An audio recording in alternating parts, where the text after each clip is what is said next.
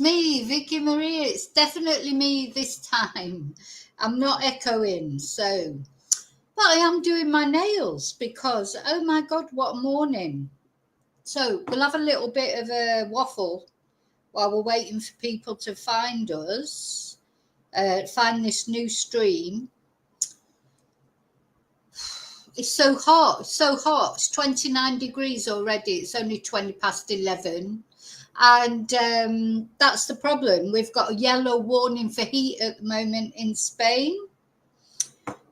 So what I did this morning when I got up, I did all my cleaning. Now, that probably seems like ridiculous, but the trouble is, when it's so hot like this, really, after 11 o'clock, you can't do anything. Well, you can, but it's horrible. Your cleaning's horrible at the best of times, isn't it? So, as you know, I get up early. So I got up earlier.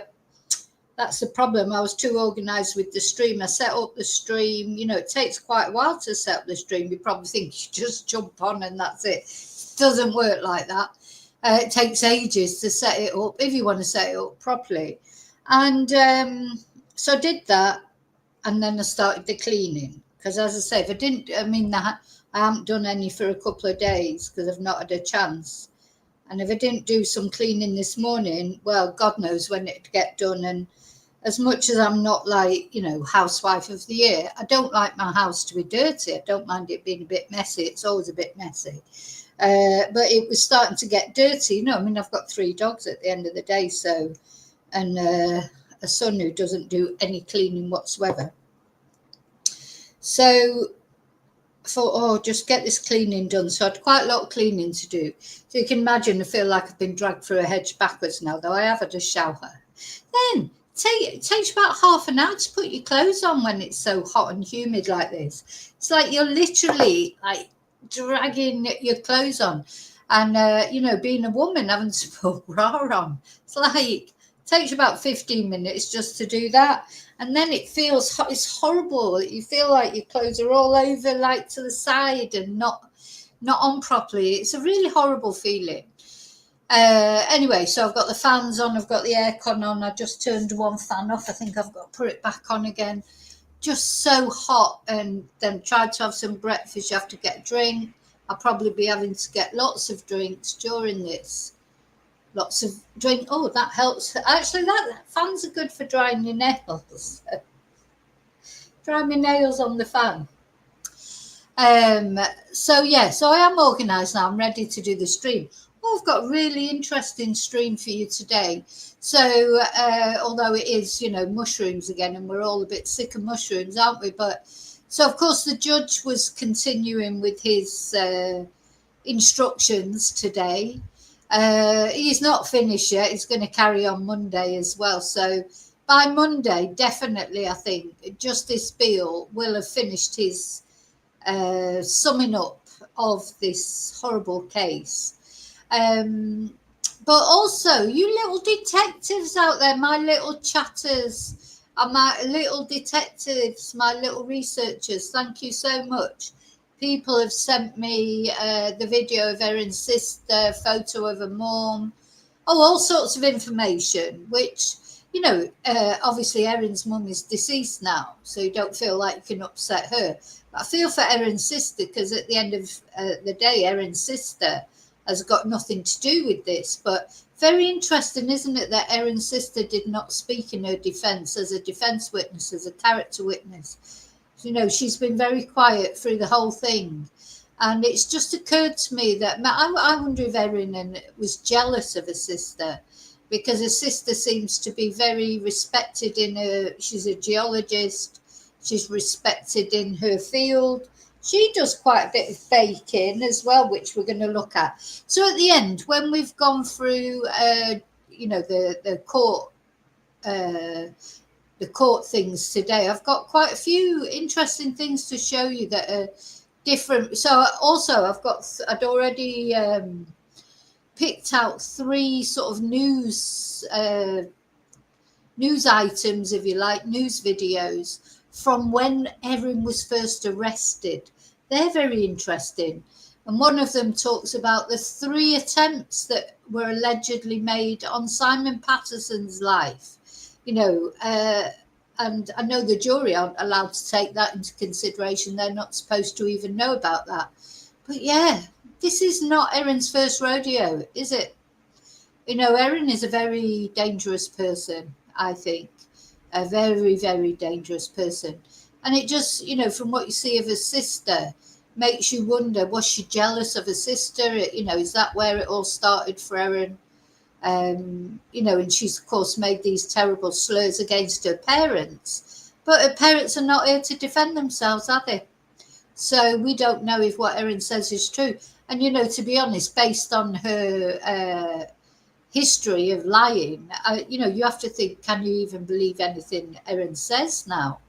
But we'll see in the summing up, the judge has specifically said to the jury, just because she's a liar doesn't mean she's a murderer, more or less. So just because she's a liar does not necessarily mean she's a murderer, which is fair enough, it's true. But, when he outlines all the lies, I mean, there's one part where there's that many lies that he's outlining, I can't fit them all on one page, I have to scroll up. So many lies that are confirmed lies, a mixture of confirmed lies and alleged lies. They can't even fit it on one page, on one window on your computer. So I know being a liar doesn't make a murderer a murderer, but as the judge says, it does affect whether you believe the other things she says. Is she a credible witness? And she is the only defence witness. So I'm going to put another coat on my nails in a minute. I'm going for blue today. Oh dear, what more? Oh, and then about half an hour before I was due to go on Scream, I was going to say. Feels like a scream sometimes. On stream, a number 1 son came in after a night out. He went out last night and walked in at about 10:30 this morning. God knows where he's been. His shoes are filthy. He says, can you just put these in the washing machine for me? I'm going to bed. So I'll have to get up at some point and get his shoes out the washing machine where they're being washed. Don't know what he was doing. It looks like he's been traipsing over, probably walking home from somewhere, doing a Jay Slater, trying to walk home from somewhere over fields. But luckily, of course, he does know the area because he's always lived here. But I'm not even going to ask. I'd rather not know because I've told him. He's quite sensible, but, you never know. He could fall. Couldn't he break his leg and be stuck out there all night? Well, he's got his phone, I suppose. Yeah, so it's a worry, isn't it? Anyway, so his shoes are in the wash. So at some point, I'll have to get the shoes out the washing machine. Clearing up the dog stuff. So anyway, feel like my house is nice and clean anyway. That lasts about 1 day. So, but as I say, it has to be done in the morning because there's no way. Once I've finished this stream, I won't be doing anything else. I'll be just putting some Netflix on, making some lunch. Won't be going anywhere, doing anything. It's too hot. And we are under a warning at the moment. As I say, yellow warning. Being advised not to leave the house this weekend. So anyway.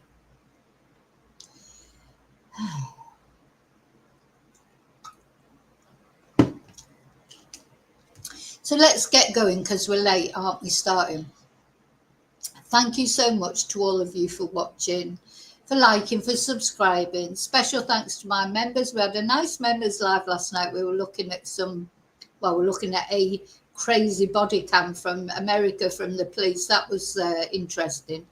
Thank you to those of you buying me Ko-fi, send me super stickers, PayPal me, and those of you that my little detectives out there. Now, I'm not going to name the people that have sent me this information unless they want to be named, because I don't know if they don't mind being named or not. So I don't like to betray people's confidences. So yeah, you've been doing some good detective work out there. Thank you so much. I really appreciate that, because I just haven't got the time to look into it too much. But I had looked into, as I say, I have pulled out these sort of television videos, which I think are really interesting because they're from when Erin was first arrested. So Interesting. Going to look at all that at the end. As I say, Justice Beale, he hasn't had much to say today. You know, he likes to go early on a Friday. You know, they like to crack off early on a Friday. He's going to carry on Monday. So we've still got one more day of the judges summing up to do. But that will definitely be it. Then the jury will be going out for their deliberations. And then it comes to the real nitty gritty, doesn't it? Okay, so hello, lovely lurkers. How are you all? I hope you're all well. Thank you for watching. Hi, those of you who are watching on replay crew. It's so appreciated. Every view I appreciate. And now I'm going to come into the chat again and say hello to those of you who are brave enough to come into chat. Sorry about the previous stream all going wrong. But we're here now. Hi, Lily. Hi, Bluebell. Hi again. Hi, Darren. Bluebell had mushrooms for dinner. I've been having mushrooms. I've gone back on mushrooms. I did go off them for a little while, but I'm back on them again now. Hi, David. We're all back again. Hi, Jane. Hi, Angel. Yeah, we're all fine. Hi, Heather. Nice to see you. Yes, where were you last night? I hope you've got a note. Yeah, missed your dance. Yeah, you got to dance twice next time. So let's go straight to the court, first of all, and read the article, you know, that we read, just describing what happened. And then we're going to look at all this other information that we've got to look at. Now, don't tell me it's disappeared. It can't have disappeared, can it?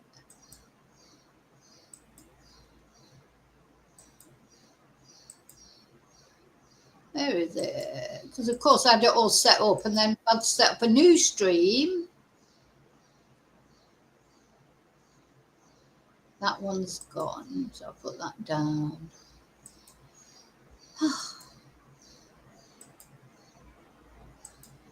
I've got so many windows open.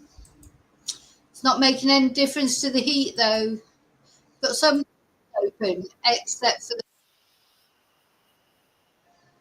Okay, I'll find it easily enough. God.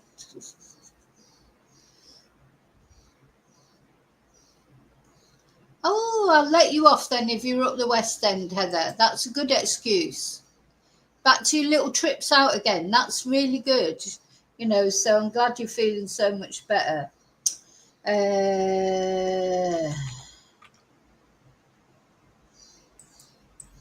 Oh, God.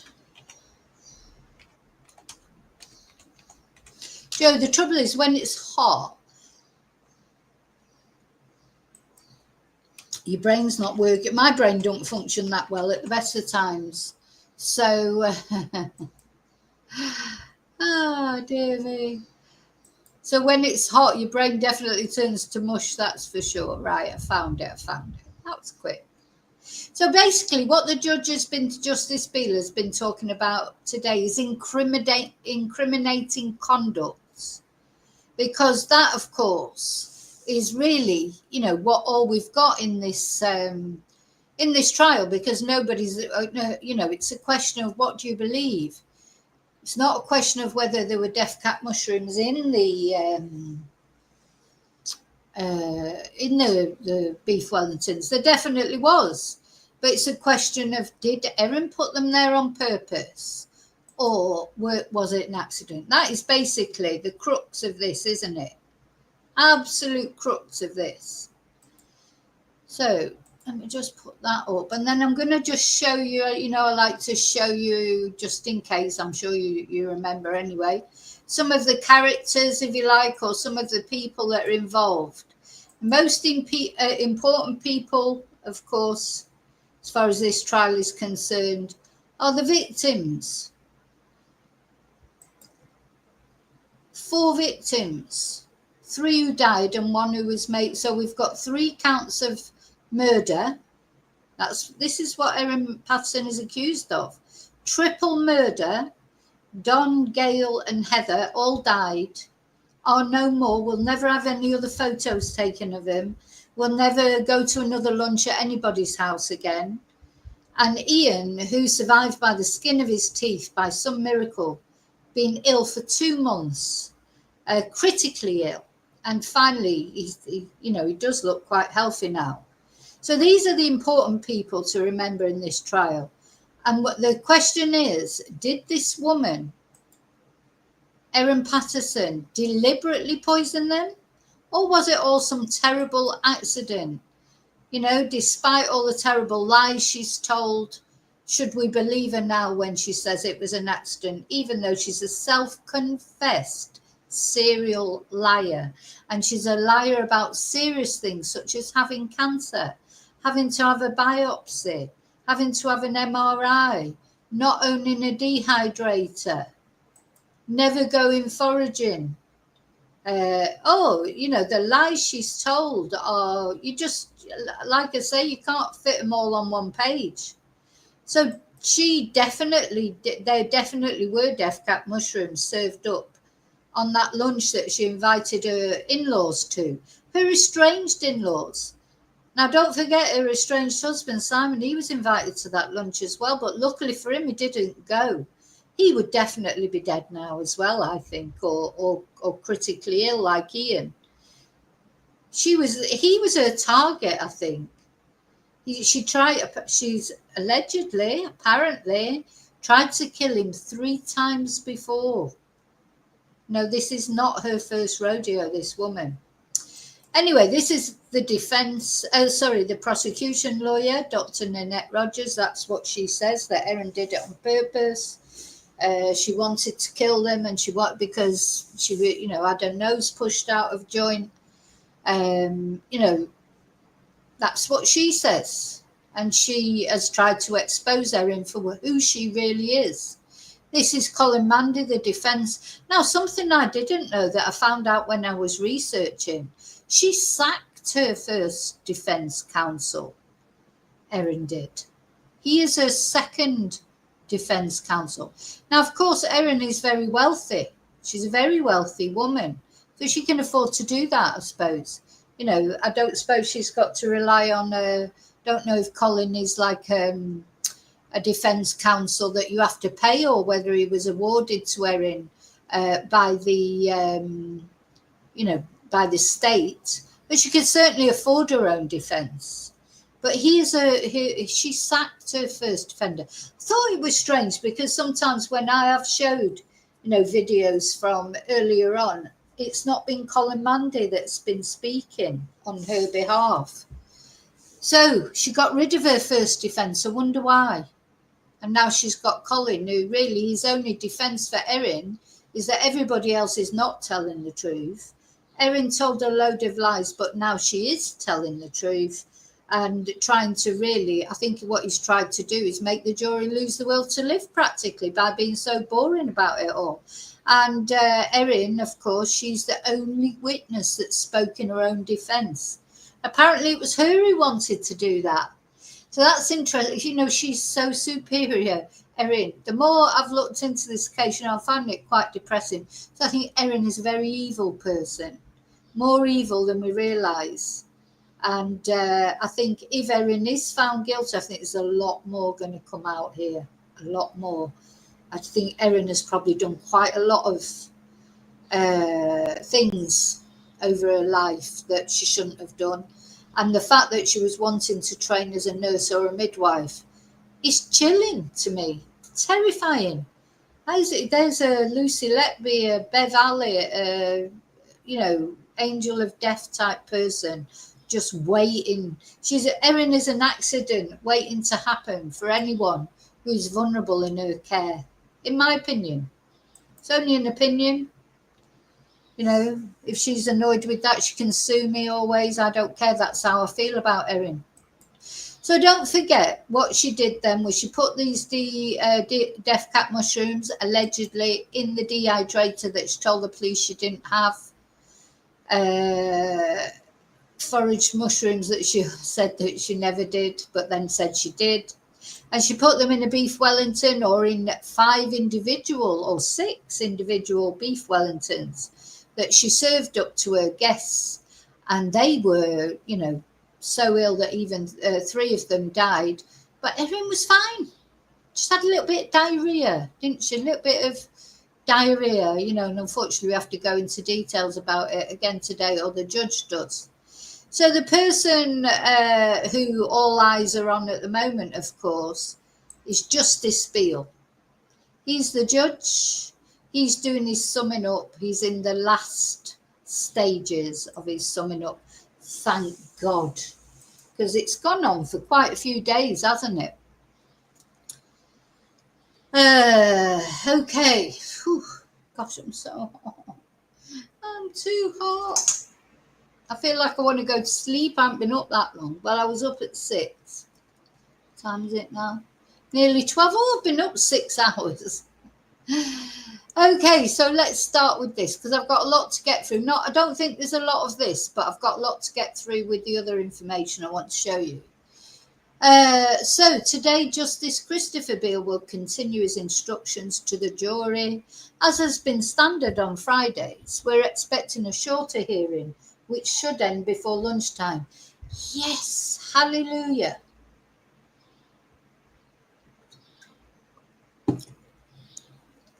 And Justice Beale has flagged that his instructions will continue until Monday. Right, so look at this. This is what he took the jury through yesterday. Incriminating conduct, alleged instances he said were relied on by the prosecution as implied admissions of guilt. I can't fit them onto one page. Look, all them. And don't forget the prosecution called 50 witnesses, 50, 5-0, and the defense called 1, which was Erin. So these are the allegations. She lied about being unwell and she faked death cap mushroom poisoning. She lied that she used dried mushrooms from an Asian grocery in the beef Wellingtons. She refused treatment on her first presentation at the hospital and she left the hospital against medical advice. She was reluctant to we need to get our Pinocchios out, don't we? Get our Pinocchios out for these. Where's the Pinocchio video?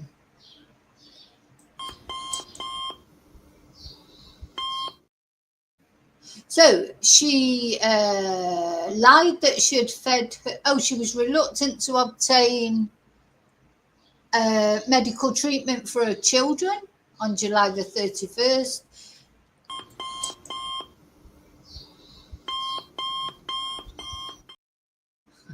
I think I'll just have to do one long one at the end because otherwise I'd be here all day putting the video on. She lied that she'd fed her children beef Wellington leftovers on the Sunday night with the mushroom paste and pastry scraped off. She reset a phone, referred to in the trial as phone being multiple times from August the 2nd.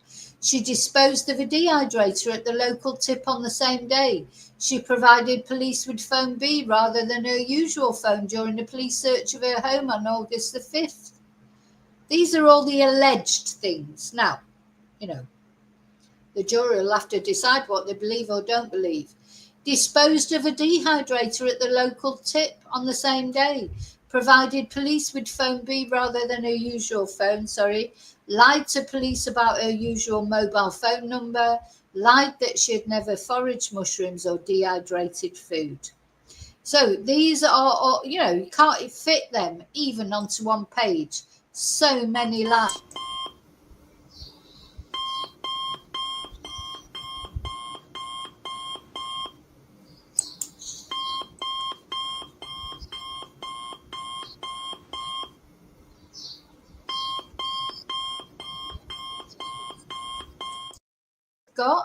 She's not on trial for being a liar.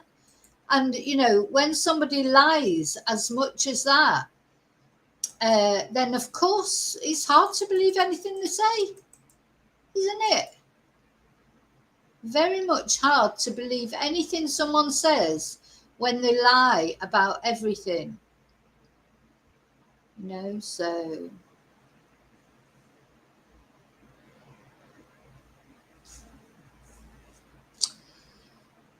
okay. Go back. So then we return to the dumped dehydrator. Yesterday, Justice Beale continued taking the jury through several alleged instances of incriminating conduct that the prosecution argues suggests Erin Patterson's guilt. The judge begins today's proceedings by turning briefly to one of those matters, the dumping of the dehydrator. He reminds the jury that in an interview Miss Patterson gave to the police, she said she lied when she told the police she had never dehydrated food, and she said she didn't own a dehydrator. She told you in relation to these lies it was a stupid knee-jerk reaction to just dig deeper and keep lying, the judge said. So that was her reason for doing it. She was scared. She's not scared of anything, that woman. The judge has now moved on to the last alleged instance of incriminating conduct. Erin Patterson allegedly faking illness after the fatal beef Wellington lunch. Justice Beale begins by taking the jury through what one of Miss Patterson's children said about the accused behaviour after the lunch.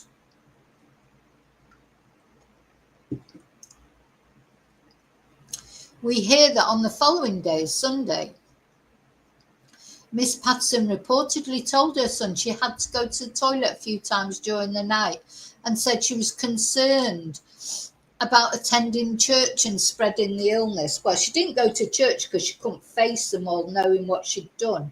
She still went off on that big long drive to the flying lessons. Anyway, next, Justice Beale recaps some of what Miss Patterson's other child said about their mother's health over the same weekend.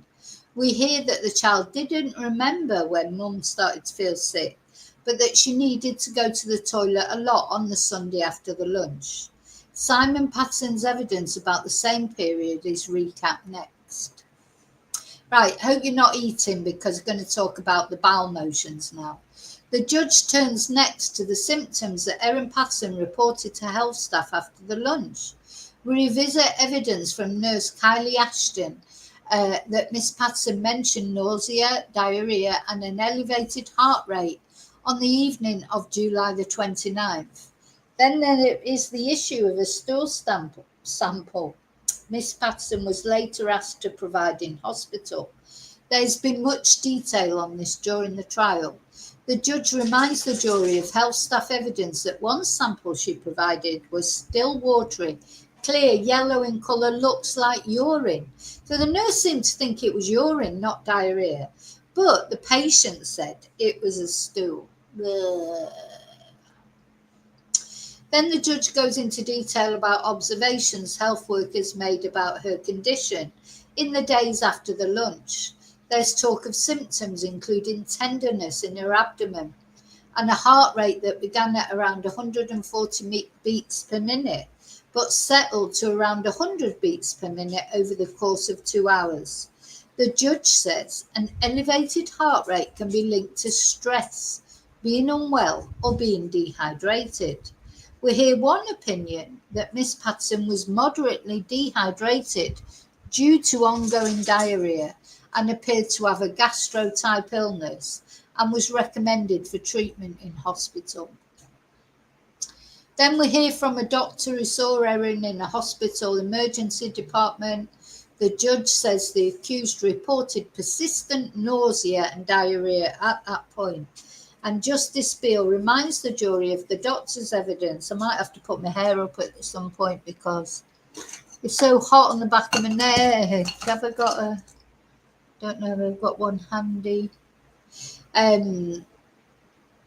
So Justice Beale reminds the jury of the doctor's evidence that Miss Patterson thought she had food poisoning from the beef Wellington she'd prepared and consumed. at around midday on the Saturday. Under cross-examination, the doctor said their notes recorded the accused, saying her diarrhea was initially brown in colour, explosive, every 10 minutes, and became watery clear by the Sunday after the lunch.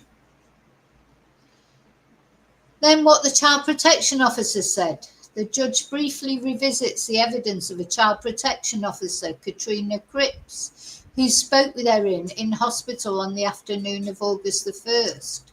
We're told that Miss Patterson began feeling unwell on the Saturday afternoon, and Miss Cripps gave evidence that Miss Patterson said she dropped her son's friend home later that night, but she stayed in the car when they made a stop because she thought she might have an accident. Miss Patterson told Miss Cripps that sitting in the car provided a cork. The judge reminds the jury, Riley's here. Are you good for a good or is it too hot, isn't it, Riley? It's too hot, baby. The judge turns his attention to the evidence the trial heard about poisoning.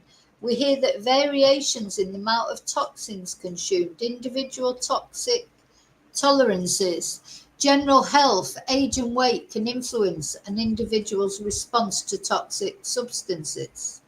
Miss Patterson's health after the lunch then returns to the spotlight. We hear detail from the accused evidence in chief about experiencing frequent diarrhea on the evening after the lunch before taking Imodium and dozing off at about 5 or 6 o'clock in the morning. Then we're taken through Miss Patterson's recount of her symptoms persisting the following day, but she still took her son for this flying lesson. And you know what? It was her that insisted on taking him. It wasn't the son that particularly wanted to go. And then in the end, it was cancelled anyway, wasn't it? The actual instructor couldn't make it. And then, of course, on the way there, which is probably what he's going to talk about, she said she went to the toilet in the bush, didn't she? So Justice Beale goes into detail about what Erin Patterson said under cross-examination when asked about her immediate family's accounts of her health after the lunch. He's given a forensic account of which recollections Miss Patterson did and didn't agree with.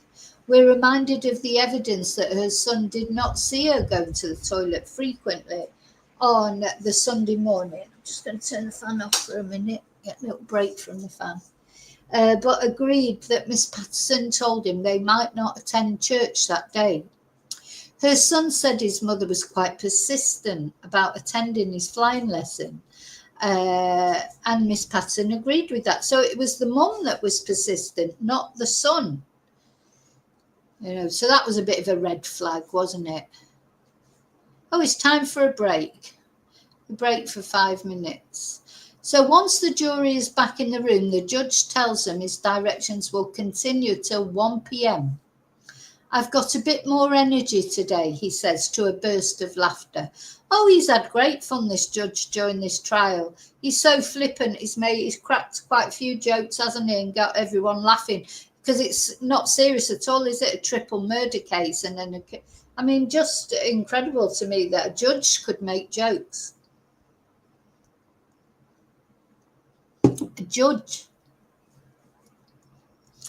He then turns to what the prosecution argued about Erin Patterson's health in the days after the lunch. And in short, prosecutor Nanette Rogers argued Miss Patterson wasn't suffering from death cap mushroom poisoning at all, and she'd only tried to feign that was the case because she'd be given away otherwise. He summarises the details that the prosecution's argument cast doubt on Miss Patterson's claims of being unwell, and among these is the fact that she chose to drive her son to Tayab for a flying lesson at a time she claimed to be experiencing symptoms. I think that's a big thing because, there won't be any of us probably who've never had a poorly tummy at some point in our lives. It's just something. Heather, thank you so much. That's very nice. Where's my thank you thing? Thank you for buying me a coffee. Thank you so much. That's really kind. I've just come back to the chat, make sure everyone's okay, and that's when I see them. Gracias. Muchas gracias. But yeah, we've all had poorly tummies, haven't we, at some point in our lives? All of us. There's not any of us who haven't had poorly tummies at some point. And the last thing you want to do is go for a long drive, do you? You just don't. You want to be home near your you want to be here near your toilet, your own toilet. You don't want to be driving through the bush, do you? You just don't want to be driving through the bush. Nowhere near toilets as well. David, yeah, if Erin gets away with this, then yeah, we're all going to Australia to commit crimes, aren't we? Anyway, yeah, thank you so much, Heather. That's really kind. Oh, Heather, pudding chips and gravy and mushy peas, of course. Don't forget the mushy peas. Joe, I can't remember the last time. Bluebell, what's the pudding bit? Yeah, it's suet pudding. It's lovely. I mean, it is lovely. I can't remember the last time. I mean, it's really heavy and it's not good for you or anything like that, but it tastes nice. Though I don't know if I'd be able to eat it now. So it's been so long that I've eaten anything like that. It does weigh quite heavy when you eat something like that. And I'm not really big on meat now and that. But that would be my favourite. I mean, I love fish and chips as well, but steak and kidney pudding, chips, mushy peas and gravy or curry sauce. Yeah, you can. I can get those puddings here, but in the English supermarkets. So, okay. So after this, I wouldn't have a pudding that Erin cooked me though. Imagine going around to Erin's and getting served pudding. You just wouldn't eat it. So I wouldn't eat anything. I mean, nobody's gonna go around to dinner with Erin ever again, are they? Whatever happens. So she told the court she made an emergency bush toilet stop during that drive. But of course, the son had no recollection of that. I think, 100% you would remember if your mum had stopped to go to the toilet in the bush because you'd be mortified. A young lad, I know, God, if I said to my son, I've just got to stop here because I've got to go and do a poo behind that tree, he would be going mad. He'd be absolutely mortified. So that just didn't happen. And then she said she cleared it up as well, which obviously that didn't happen, did it? You don't clear it up if you did have to go to the toilet in the woods, in the bush. You wouldn't be bothered clearing it up. And what did she clear it up with? Anyway. So if his mum had made an emergency stop in the bush to go to the toilet, he would remember that, the judge said. Summarising the prosecution argument, she didn't have diarrhoea at all, according to the prosecution, of course. So the judge is just summing up both the defence and the prosecution, what they said. So he's delving deeper into her argument that she did not suffer death cap mushroom poisoning. He returns to evidence. One doctor said Miss Patterson did not look unwell when she was being cannulated, and she looked well during the ambulance trip. Not one medical witness observed her to be unwell, argues Dr. Rogers. And don't forget, the defence did not call any medical experts to say anything about whether she looked ill or she didn't look ill, and even the evidence that the judge is going to present in a minute, that one of the experts did say, that the obviously poison, the way it affects you depends on how much you eat, your weight, your general health, fitness, etc. There was such a massive difference between what the the 4 people who were guests experienced and what Erin experienced. It wasn't just a little difference. Even if Erin, because it goes on to say she's 100 kilograms, so even if she was double the weight of the other people, she should have at least half the symptoms. She was nowhere near. She was only on about 5% of the symptoms they experienced. She did not have death cap mushroom poisoning.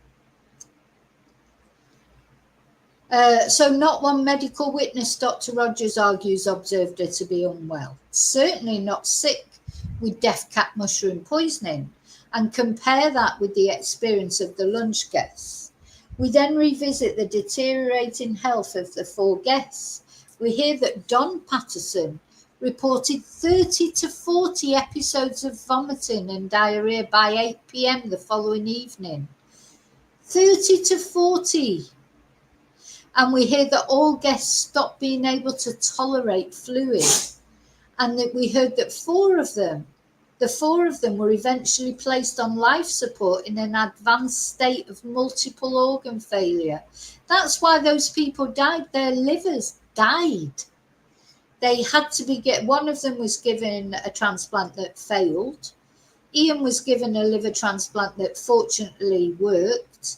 And the other 2 ladies, they were considered too ill to have a liver transplant. They were so catastrophically ill, it would have killed them to have the transplant. So that's a bit of difference between Erin's a bit of watery poo and, feeling a bit of nausea that she took Imodium for.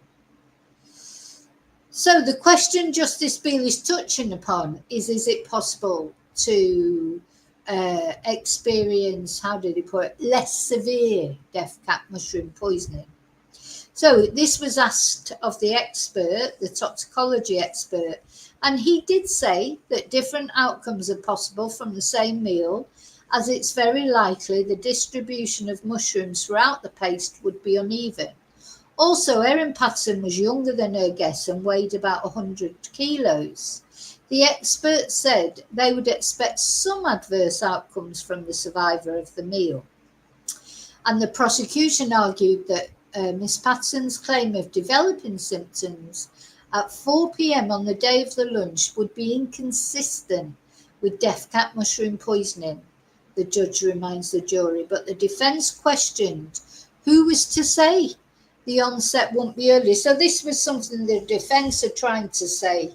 It's possible that Erin didn't have the same symptoms because of her physiology, blood, and her youth, in comparison to the others. But he never called an expert for that.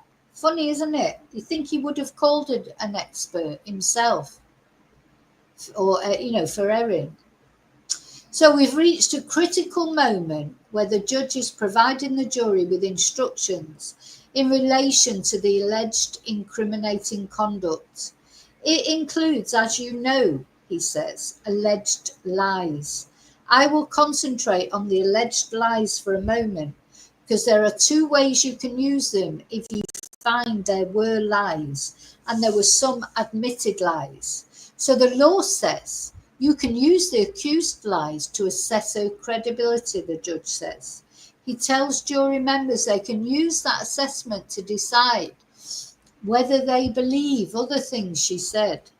That is not to say that just because you find the accused lied about one matter, you must also find she's been lying about everything else, he says. He warns them not to reason that just because she lied, she must be guilty. And it's true. People quite often tell lies, but, it's a bit like playing crying wolf, isn't it? So she's told so many lies. Maybe imagine if she was telling the truth now, but people don't believe her because of all the lies that she told. So more directions on incriminating conduct. The judge tells the jury the second way it can use the alleged lies that the prosecution argues constitute incriminating conduct as implied evidence of guilt. And he tells the jury they can only take that path if they find Erin Patterson told an untruth. And the only reasonable explanation was that she committed the offences she's been charged with. And, I can see that. So it's like, yeah, you can only take the lie as significant if you think that the only reason she would tell that lie is to escape justice, not that she would tell it for another reason. So that's what the defense have tried to argue, isn't it? That she told those lies because she panicked, because she was scared. So that's what the jury's got to decide, isn't it? Do they believe that she only told those lies because she was in a panic, not because she really was trying to hide anything? Or do they think she was trying to hide something? So the jury is warned to consider all of the evidence before it. In relation to the other actions that the prosecution relies on as incriminating conduct, the judge says the same principles of law apply.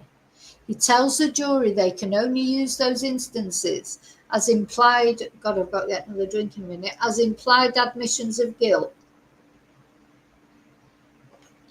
if they believe that the only reasonable explanation of that conduct is that Miss Patterson committed the offences.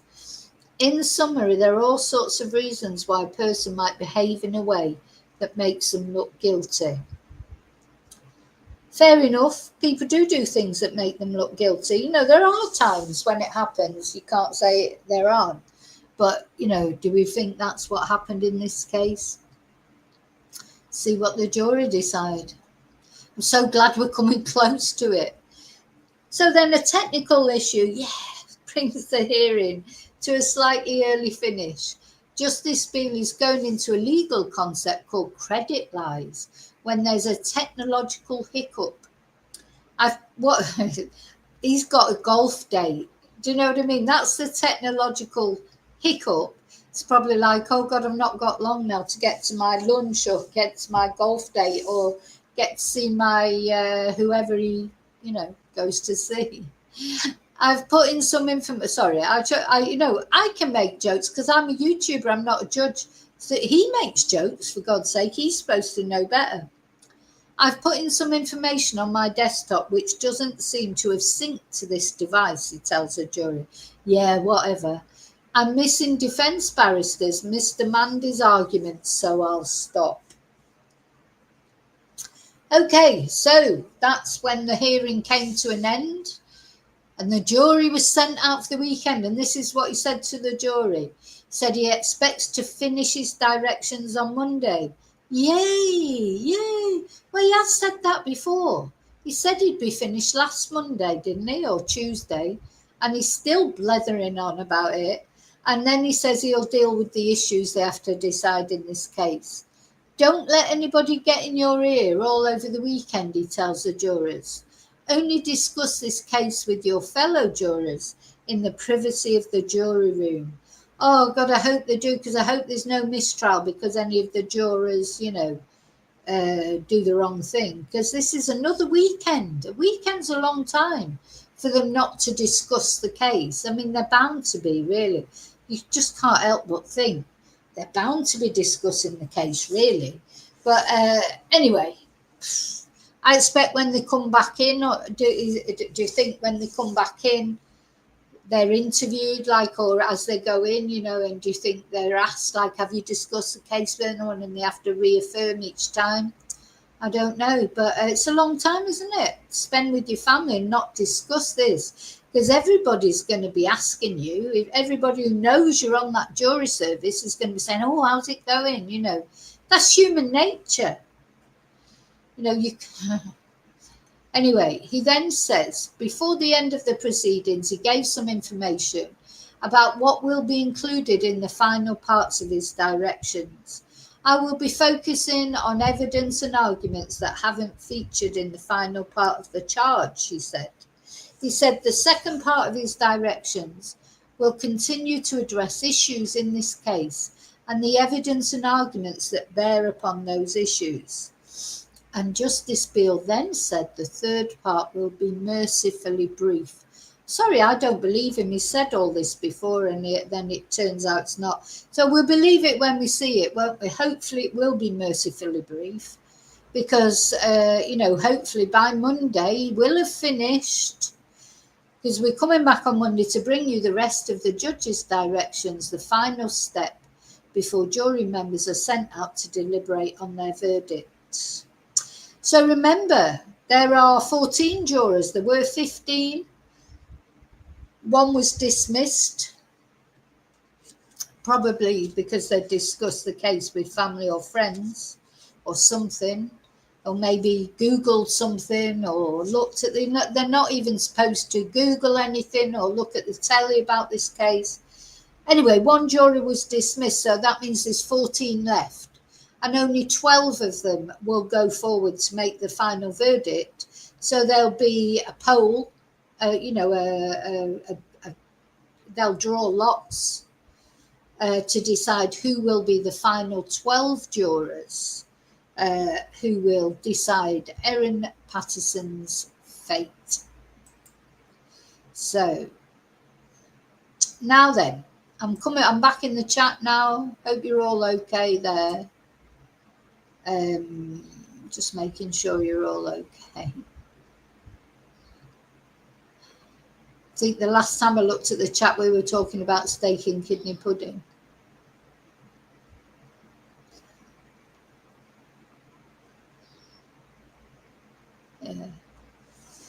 Yeah, maybe.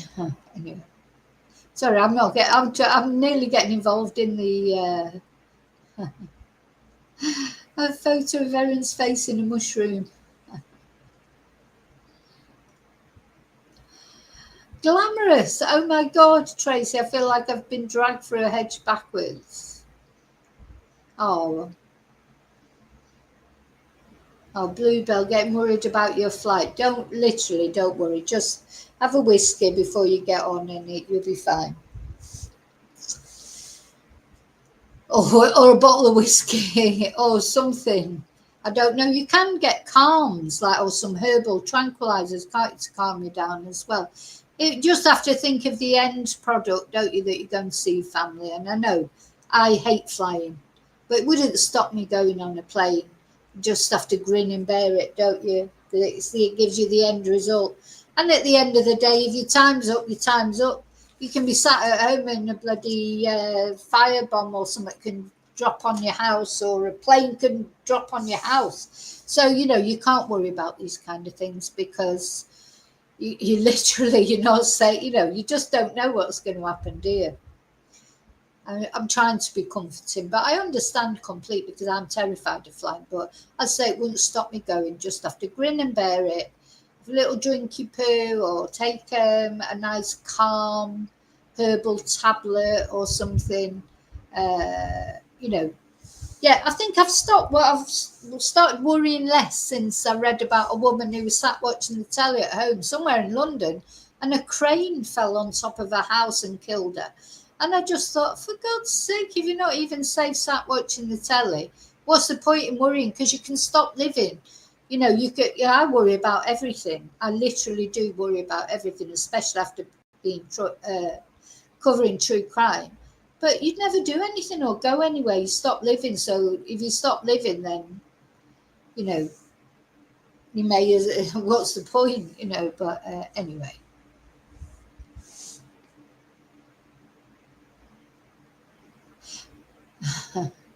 I wouldn't worry about that, Bluebell. For your kids will be fine. Your kids will love it. It'll all be a big adventure for them. They won't need you. You need them. They're older as well, aren't they? They're not little kids, are they? So I won't worry about them. Let them worry about themselves. They'll be fine. They'll be fine. I've actually started enjoying flying more than I used to. Oh God, years ago, if I was you going from Australia to the UK, I would have gone by boats. I would have rather I would have done a Greta Thunberg and taken about 3 years to get somewhere rather than go on a plane. But not now. And I enjoy it a lot more. I try and relax and enjoy it.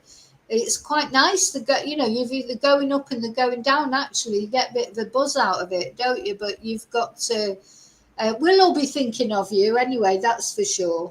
We'll definitely be thinking about you. Okay, so I'm going to have a little break now where I'm going to get a drink. It would be more than 9 seconds, I can assure you, as always. Just going to get a drink, have a little bathroom break, because I've still got a lot, even though the trial thing, I've got all these things to show you. You know, we're going to look at Erin's mom, her sister. I'm going to look at, first of all, at these news videos from when Erin was first arrested, and some details about Simon's brushes with death, plural, because 3 times Simon is thought that she tried to kill Simon, 3 times. So let's have a look at them. I'm going to put one of the videos on, one of the news videos on, while I go and get a drink, etc. Now, it's 4 minutes, this video. Do you think I can do it in 4 minutes? Or maybe not. Maybe this should be a longer one. 4 minutes are both back there, 4 minutes. Oh, here's a 9-minute one. Let's have a look at the 9-minute one. I'm going to put this on for you to entertain you. Well, I'll just go very quickly. I won't be 9 minutes.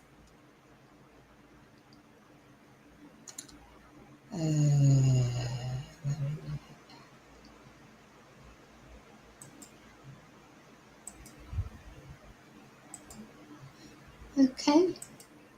So I'll probably play it again when I come back because I want to go through it with you. But I'll just put it on so you've got something to watch. I cannot think of another investigation that has generated this level of media and public interest. Shortly after 8 o'clock this morning, 49-year-old Erin Patterson was arrested at her home in the small town of Leongatha in Victoria's east. Today's arrest is just the next step in what has been a complex and thorough investigation, and one that is not yet over. Detectives now scouring Erin's home using technology detector dogs trained to smell chemicals found on SIM cards and hard drives, hoping to find answers to the mystery of how a quiet family lunch turned to tragedy. I didn't do anything. I loved them. In late July, Erin Patterson cooked up a beef Wellington pie for 4 guests. Her former in-laws, Don and Gail Patterson, Gail's sister Heather Wilkinson, and Heather's husband Ian. Only Ian, after spending almost 2 months in hospital, survived. The meal alleged to have contained deadly death cap mushrooms. I'm devastated. I love them. And I can't believe that this has happened, and I'm so sorry that they have lost their lives. How are you, I just can't believe it. Just can't believe it. Erin has always maintained she didn't intentionally poison the family, saying she bought the mushrooms at an Asian grocery store but can't recall which one. Can you tell us where the mushrooms came from? Forensic testing on Erin's food dehydrator, found by police at the local tip, forming part of their investigation. Erin says she dumped it in a panic, afraid she would lose custody of her kids after her ex-husband Simon asked her if it was what you used to poison them. Erin, how are you going? I'm going this grasping. You guys aren't helping. Erin today being questioned by police as the tight-knit town of Leongatha is thrust back into the spotlight. It's the story that has gripped Australia. Police have taken the cook into custody. Police are trying to determine if the deaths were homicide. It's particularly important that we keep in mind that at the heart of this, 3 people have lost their lives. These are 3 people who were much beloved in their communities and are greatly missed by their loved ones. John Sylvester is the author of Naked City, which is a collection of some of Australia's best crime stories. He's been covering those stories over 40 years of reporting, so you better believe you've been following this particular case. John, what questions do you think police will be asking of Erin Patterson? Well, she's given a version of events, but they'll certainly be trying to find out where the death cap mushrooms came from, what food was used to ingest it, why her food dehydrator was dumped the day after, what was the purpose of the lunch, why didn't she get ill when everybody else did. So they're just a few of the questions to begin with. She also fed her children the leftovers from the meal. Is that right? That's a pretty important question I'm sure police will put to her. Her version of events is that the day after Right, and back that was 3 minutes, 18 seconds. So I'm going to go back to the beginning of this now so I can watch it with you. That has generated this level of media and public interest. Shortly after 8 o'clock this morning, 49-year-old Erin Patterson was arrested at her home in the small town of Leongatha in Victoria's east. Today's arrest is just the next step in what has been a complex and thorough investigation, and one that is not yet over.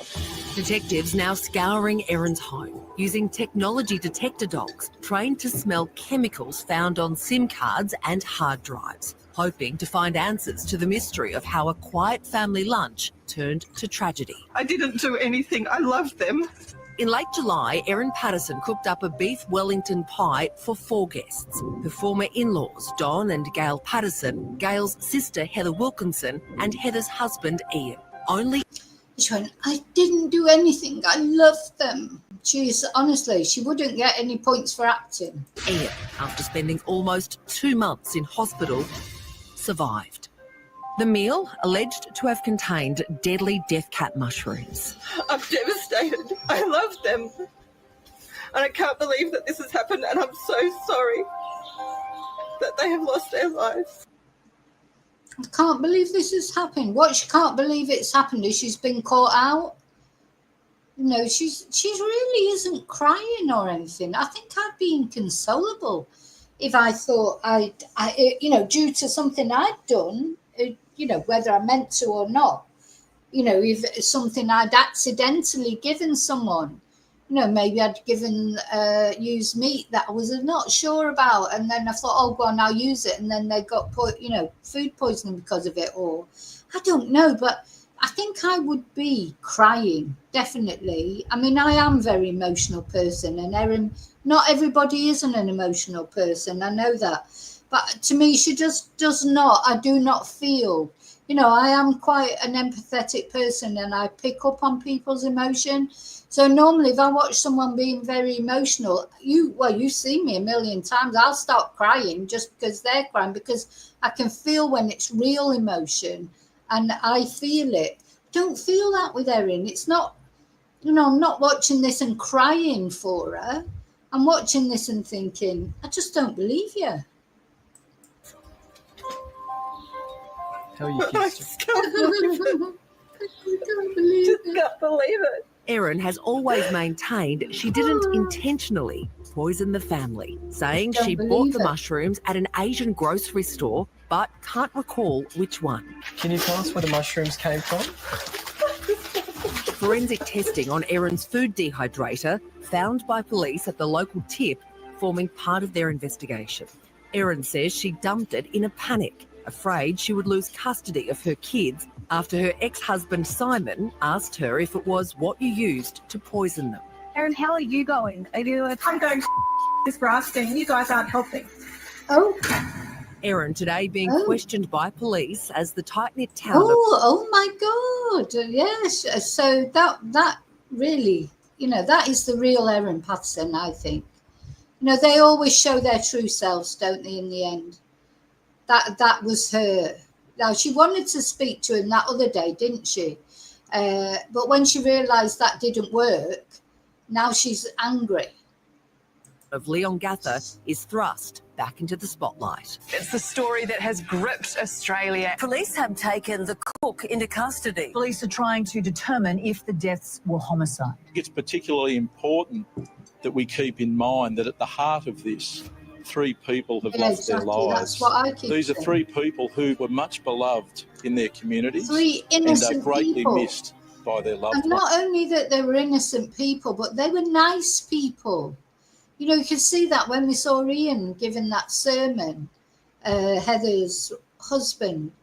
They're sort of they're innocent people, aren't they? In the sense of they're sort of nice, religious people. Be easy to pull the wool over these people's eyes because they want to feel good about people. And Erin, she loved all the attention that they gave her. And it was when that attention stopped, that's when it was definitely a case of, I'll teach you, I think. That's my opinion. She was angry with Simon. She was angry with them because they weren't treating her with the same respect that she thought she deserved. Ones. John Sylvester is the author of Naked City, which is a collection of some of Australia's best crime stories. He's been covering those stories over 40 years of reporting, so you better believe he's been following this particular case. John, what questions do you think police will be asking of Erin Patterson? Well, she's given a version of events, but they'll certainly be trying to find out where the death cap mushrooms came from, what food was used to ingest it, why her food dehydrator was dumped the day after, what was the purpose of the lunch, why didn't she get ill when everybody else did? So they're just a few of the questions to begin with.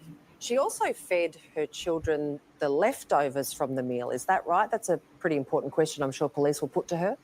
Her version of events is that the day after, she had some remaining beef Wellington, which was the main course, and she served it to her children. Now, as a matter of logic.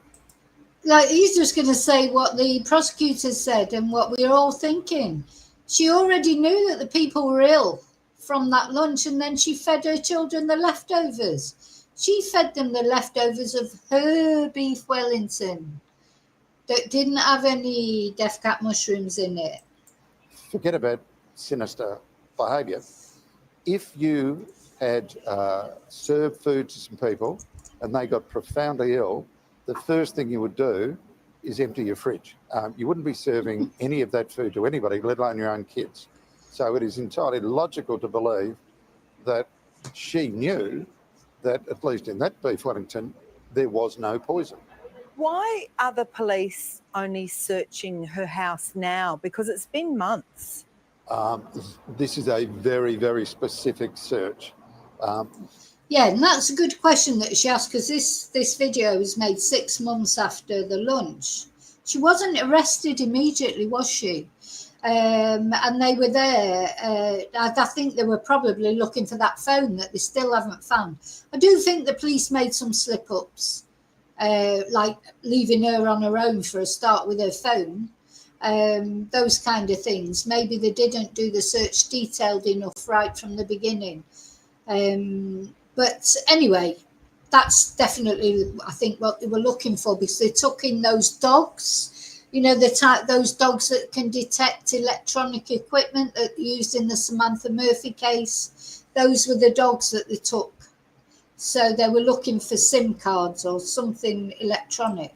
They are using Australia Federal Police dogs. These dogs are amazing, specifically trained to find technology. They can find and have found such things as a SIM card in a bowl of garlic. So it is fair to say that those dogs are there to try and find something like a SIM card, a mobile phone, a laptop. And it's a very, very specific search.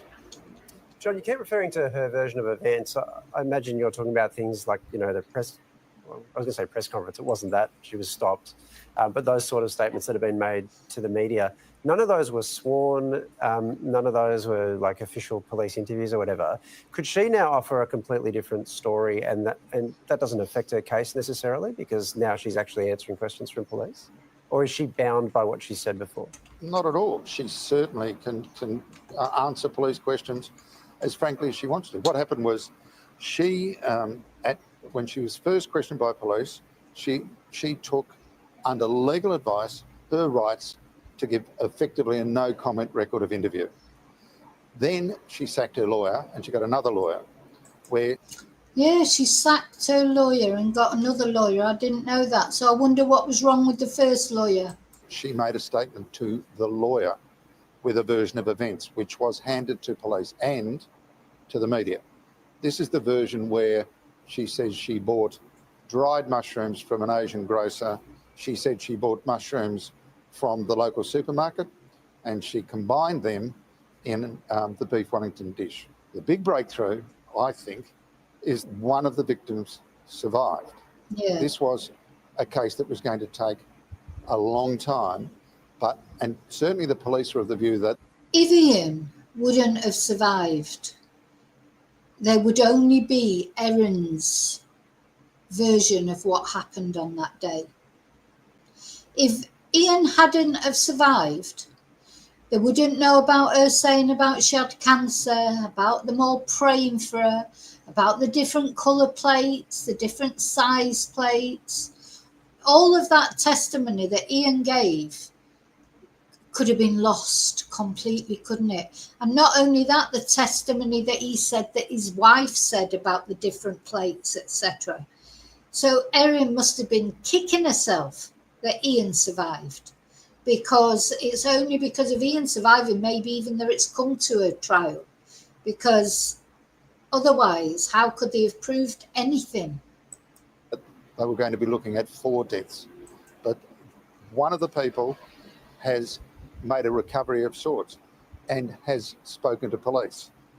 What that person said, I don't know, but it certainly will be something that will have improved the investigation. Extraordinary, John. It's great to have someone of your experience and knowledge to speak to about something like this. We appreciate your time. Good on you. Thanks very much. Dr. Xanthi Mallett is a criminologist at the University of Newcastle, and she's here with us to unpack the case. Xanthi. Oh, Xanthi's on nearly every video. She's like the equivalent of Emma Kelly, isn't she, in the UK, or one of those female psychologists that are invited to talk about all the cases. Xanthi, oh God, I mean, I'd never even heard of her before. Well, actually, no, that's not true, because I have seen her talking about the Samantha Murphy case. So she's obviously a respected criminologist in, I nearly said Spain then, in Australia, but she's on nearly every video. It's been 3 months since this story first came to light. What would have been happening behind the scenes in that time? So we have to remember this is a multi-death investigation, so there would have been a number of avenues of inquiry the police would have been following. They would have been collecting all of the physical evidence, so they were obviously looking at any spores that may have been in that dehydrator that was sent off internationally for analysis to see whether the mushrooms had come from there. So sent off internationally for analysis, she says. Now, of course, we know now that there were death cap mushrooms found in the dehydrator. So would have been speaking to friends and neighbours, building a picture of what was going on. And obviously they had to wait until the survivor was well enough to be interviewed. So whilst it may feel like this has taken a long time, actually 3 months in investigation of this type is actually nothing. And I'm expecting it to continue as we find out more of what happened at that lunch. There are also things that I found quite a revelation, like these super sleuth technology detector dogs. What kind of evidence would they be hoping to find, like in an old SIM card or a hard drive? Well, that's the interesting question, isn't it? I've known of a lot of different detection dogs. You know, we have cadaver dogs, we have... Now, just interrupting there. Look at Erin's house. It's beautiful, isn't it? Why did she risk everything? That's the thing you think. But, of course, murderers do things like that. You can never account for what people would do. That beautiful house and all that, it's set in that lovely environment. She's, she may have lost everything just out of spite.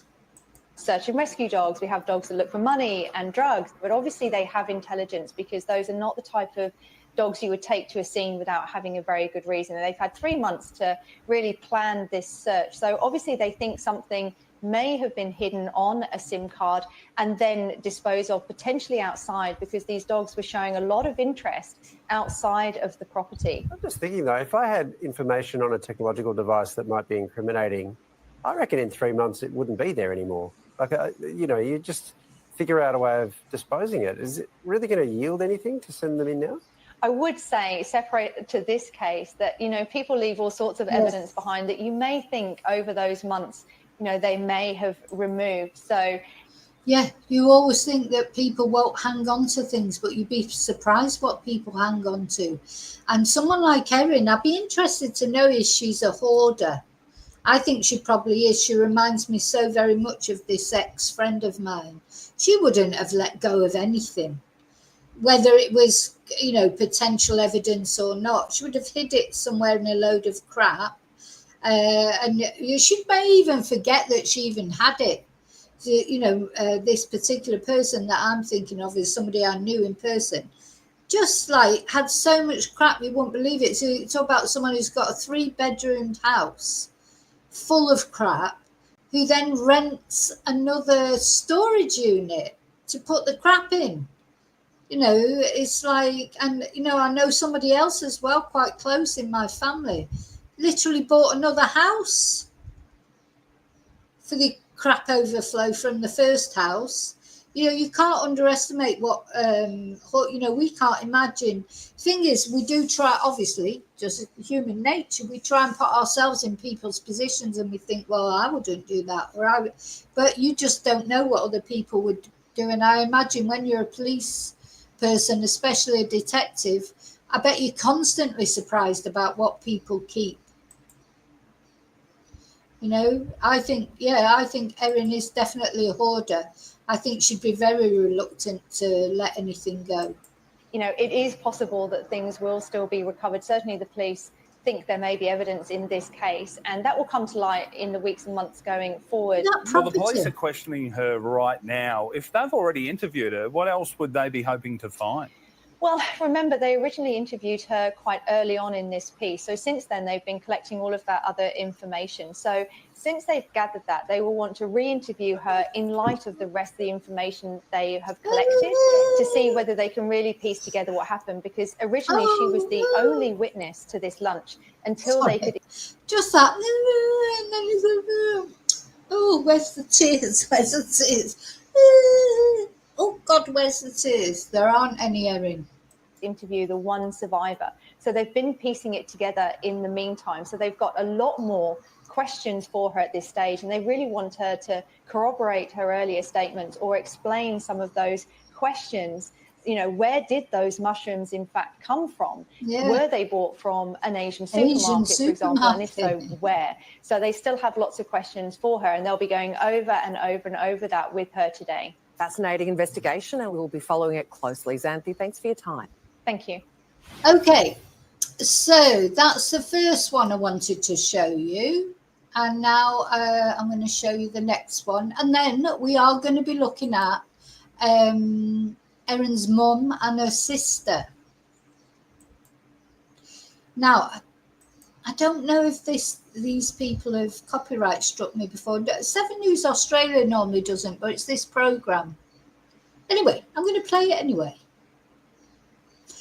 Accused mushroom murderers, mysterious past revealed. Next, and the mystery mushroom lunch that killed 3 and left another gravely ill. Yeah, it's one of the most unusual cases to play out here at home, and it has the whole world watching on. And after Erin Patterson's dramatic arrest made global headlines on Friday, we're quickly learning more details about the life of the suspected murderer. It's the case everyone, everywhere wants to know more about. This morning, new questions swirling about the deadly mushroom mystery. An otherwise ordinary Victorian family lunch that turned deadly and now into a media storm. An Australian woman has been charged with murder. The mushroom meal's cook, Erin Patterson, charged with 3 counts of murder and 5 counts of attempted murder, some dating back to 2021. I'm devastated. I love them.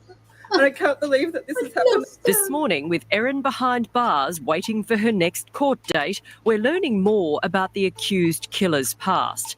The mum of 2 worked as an air traffic controller more than 20 years ago, where a former colleague regarded her as highly... I do find that pretty terrifying. Listen, Bluebell, you're safe because she's not working there anymore. God, the thought of her being an air traffic controller, I find that chilling. Just about as chilling as the thought of her being a nurse or a midwife. Highly intelligent, yet abrasive in the field. In 2018, Erin became a local newsletter editor, taking over the job from her now dead former in-laws until giving it up in 20. Job from her now dead. Erin became a local. So that's her when she was younger. Sort of, it looks like her and sort of doesn't look like her, doesn't it? There's something about Erin's eyes. I'm sorry, there is. There's something not quite there in Erin's eyes. But anyway, that's just an observation. So that's her when she was younger. Yeah. I mean, she's 50 now. I don't think she looks older than she is or anything like that. But yeah, like I think you said, David, she's a bit of a frump, though. I'm sure at the end of the day, we've only seen her when she's not glammed up or whatever. Maybe she, sometimes people can surprise you when they are glammed up. Yeah, you'd want to, you'd love to sort of talk to someone who knew her. Well, that's what they've done. But it's interesting, she had no character witnesses brought up in her defence, did she? Interesting. Local newsletter editor, taking over the job from her now dead former in-laws until giving it up in 2020. Gail was the mum that I didn't have because my mum passed away 4 years ago. In her personal life, friends said she was... Oh, that look then, you see, this is it, something about her. Oh, God, look at that look. In her personal life... She's got that look. You can capture, innit? 4 years ago. In her personal... Yeah, she's got... In her personal... Excuse me. Oh, bless me. Jesus, as we say in Spain. Yeah, something shifty about Erin's eyes, isn't there? Definitely. 4 years ago. In her... Yeah, there you go. That's it. In fact, I'm going to screenshot that. Yeah. Calculating woman. I think Erin is really quite an evil woman. Personal life, friends said she was Lego obsessed, while a tradie has revealed he was once called in to remove scribbles of gravestones and dark quotes drawn along an interior wall of a now sold home.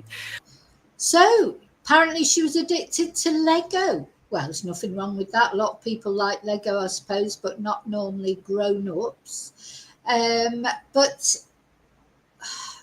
what was that about?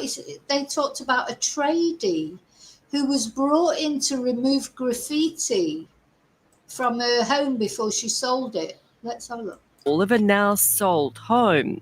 An unsettling twist, an interior wall of a now sold home. An unsettling... Drawn along an interior wall of a now sold home. Scribbles of gravestones and dark quotes drawn along... Scribbles of gravestones and dark quotes scribbled along the wall of a home that she was having sold. She called in someone to cover them up. That's strange, isn't it? Especially for an adult. That's something a teenager might do, of course.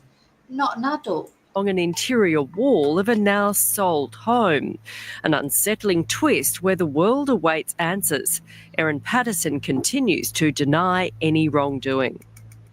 And criminologist with the University of Newcastle, Dr. Xanthi Mallet, joins us now to answer the top 5 questions everyone following the case has been asking. Morning to you. Firstly, police have asked for extra time until the next court date to analyse computer equipment they've taken from Erin's home. How important will technology be in this investigation? It could be absolutely crucial. They will be looking for any potential searches that she has done on that technology. So they brought a special dog in from Queensland down to Victoria to make sure they captured it all. And it's going to take them some weeks to get through that. So hopefully we'll know more in the coming weeks and months.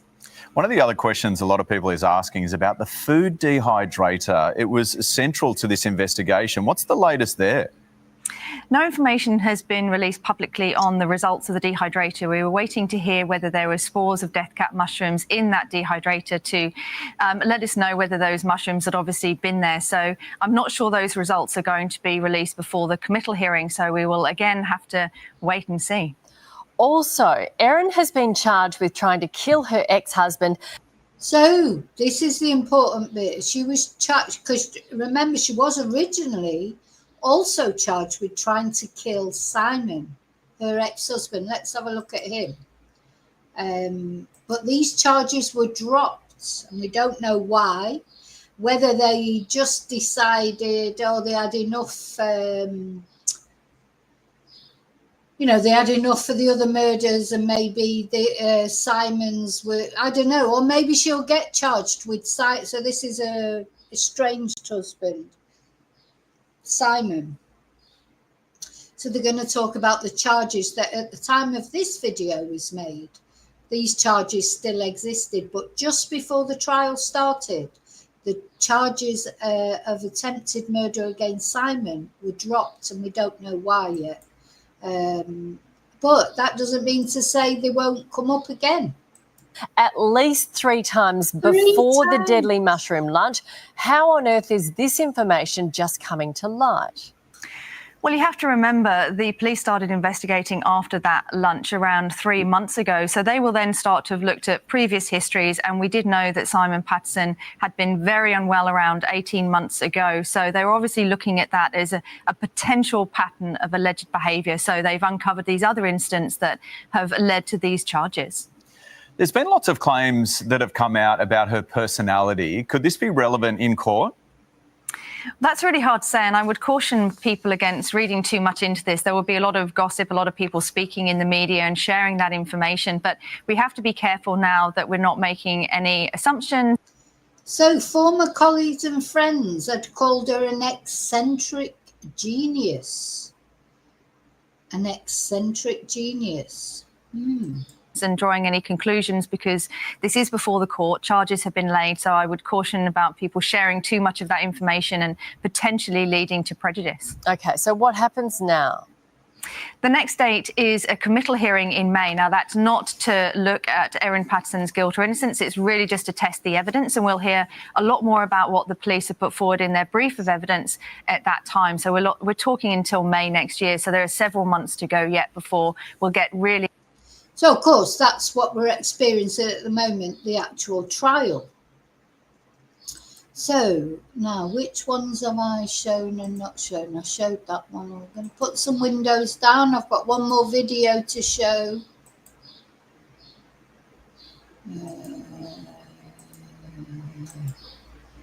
Before we start looking at Erin's sister. That's it. Victoria's deadly mushroom case, with police claiming Erin Patterson tried to kill her ex-husband 4 times before the fatal meal. The 49-year-old is now facing 5 charges of it. So this is a more recent video. So now, what? 4 times he's saying now that she tried to kill her ex-husband. I think she's cooked, Erin. I honestly do, I think. But... having said that, the jury are not supposed to hear about this, so, God. Yeah, definitely not her first rodeo, this woman. Attempted murder, as well as 3 charges of murder. We'll have live updates coming in from Currumborough and police headquarters as Erin Patterson spends her first night inside prison. Victoria's most infamous home cook in custody, accused of devising a recipe for murder. Erin Patterson, now an accused killer, charged with 3 counts of murder and 5 counts of attempted murder. In a twist, 4 of the attempted murder charges relate to her ex-husband, Simon Patterson, between 2021 and the day of the toxic lunch, where she's accused of serving beef Wellington containing death cap mushrooms. Today, the mother of 2 faced a Morwell magistrate after spending her first night in a custody cell. She stared down reporters as she entered the room. How's your client doing in custody?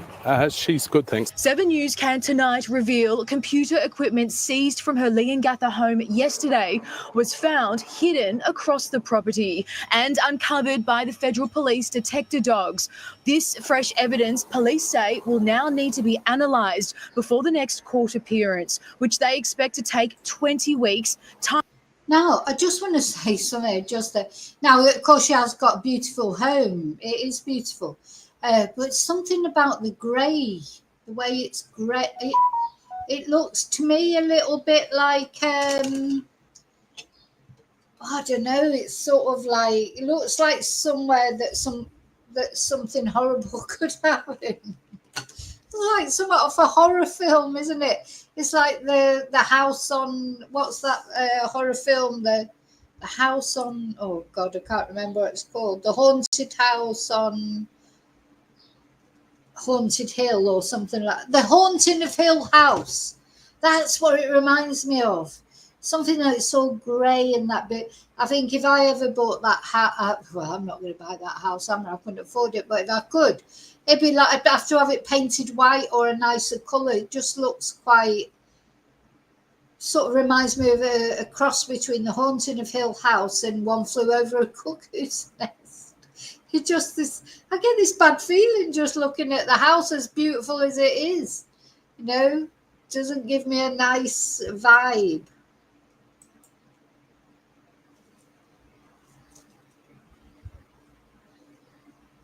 Oh, hang on. Helps if you press play. Time for them to analyse the seized evidence. Erin Patterson was softly spoken in court, wearing glasses and the same grey jumper she was wearing when she was arrested yesterday. The 49-year-old is facing 3 murder charges. The first over the death of Heather Wilkinson, who died on August 4 after the deadly meal. The second over Gail Patterson's death. The 70-year-old also died on August 4. The third murder charge relates to the death of Donald Patterson. He died on August 5. Erin Patterson is also facing 5 charges of attempted murder. The first for Ian Wilkinson, the local pastor who fought back from intensive care. The second attempted murder charge relates to her ex-husband, Simon Patterson, who was meant to be at that fatal lunch but never showed. Police will allege Ms. Patterson attempted to kill him on 3 previous occasions, once between November 16 and 17 in 2021, again in May 2022, and a third time in September that same year. Oh my God. This woman is like scared. Oh God, she can't get away with it, can she? Please God. She cannot get away with it. Listen, you know, there's no smoke without fire. And there's a lot of smoke in this case, isn't there? So 4 times she's accused of attempting to murder Simon. Apart from this, what's going on at the moment, apart from all the lies she's told, just cannot be found innocent, can she? Can she? God. Who should be fighting these charges, Mr. Do? It's early days and... Oh, so this is her first solicitor, I think. So he's been sacked. He's gone now. Gone. And now it's Colin Mandy, of course. We haven't received a brief. Erin Patterson's home address is widely known, but today a magistrate removed it from the charge sheets, stating if someone burns her house down, let's not hold the court to account. Oh my God. Police sources say Ian Wilkinson, the only survivor, has been critical in the case. He's actually the only person who can give an he's alternative something account again. to Erin Patterson's of what happened at that lunch. But with wild speculation around the world, there's doubt if Erin Patterson can expect a fair trial. That's something that the defence and Crown will discuss as to whether it should potentially be a jury trial or in fact go to judge only. The next time we'll hear about this is in a few months' time, back in the Melbourne Magistrates Court as part. So he was. Where's Colin Mandy? So this is when other lawyers were talking on her behalf, who she sacked. And it sounds like, from what Colin Mandy has had to say, it was Erin who decided she wanted to speak in her own defence. Erin thinks she can pull the wool over everybody's eyes. She's been doing it for so long. I think she'll have been doing it for even longer than we know with Simon and the attempted murders on Simon. Erin has got away with murder, probably even literally. I don't know what happened to her mum or her dad or, you know, any other people. Honestly, nothing would surprise me about Erin now. She's got away with so much for so long. She thinks she's so clever. A genius. She thinks she's a genius. She thinks she's superior to everybody else, doesn't she? You know, I think there's so much more to come up. But, of course, she has to be found guilty first in this trial. If Erin is found innocent, I don't know how that'll go. For other, you know, will she then still get charged with the attempted murders on Simon, or will everything be dropped then? If she's found innocent. But if you tell you what, if she's found guilty, there's a lot more going to come out, isn't there? Part of the committal hearing process. This is not likely to see the start of a committal hearing until the very end of 2024, perhaps even 2025. And Cassie Zervos, the judge, was taken aback by a police request in court. Well, Mitch, the 20-week delay appeared to come as a surprise to the magistrate, but he granted the request. Erin Patterson wasn't in a position to apply for bail and... Yeah, do you remember Erin wanted the delay? Do you remember that? We looked at that in another case. She was offered to go for a speedier trial, and she elected not to go for a speedier trial. And they said she was quite happy to wait. Who is happy to wait? She's a very strange. I've said before, and I think she's probably having a great time in prison. Erin, the only thing that we'll be doing, she'll want to see her children and stuff. But she's a Laurie Daybell, isn't she? Laurie Daybell, she's in prison and she's decided she's going to help all those other poor women in prison. That'll be Erin. She'll like being the queen bee in the prison, the most intelligent one, the one with the most money. She'll be like, if she ends up having to stay in prison because she gets found guilty, she'll be like swanning around like the bloody, she's the one, the murderess. Thing is, as long as you don't kill children, you get some kudos sometimes in prison for being a murderer, because people are a bit scared of you, a bit in awe of you, a bit, that's unfortunately the way it happens. Erin will be wandering around that prison like Queen Bee, no doubt. Erin, as long as she can be Queen Bee somewhere, she don't care where it is. That's what I think. Okay, so that's the last video that I had to show you. So interesting, isn't it? Looking back at those videos from when she was first arrested and getting this information, it's interesting. Yeah, David, Erin will be making beef Wellington for Christmas. Can you imagine if she gets put in the kitchens? It'd be like some ironic joke, yeah. I'm making the Christmas lunch this year. We're having beef Wellington with mushrooms. Oh, dear me. Anyway, we'll see what happens. I hope she's found guilty. Imagine if she's not found guilty.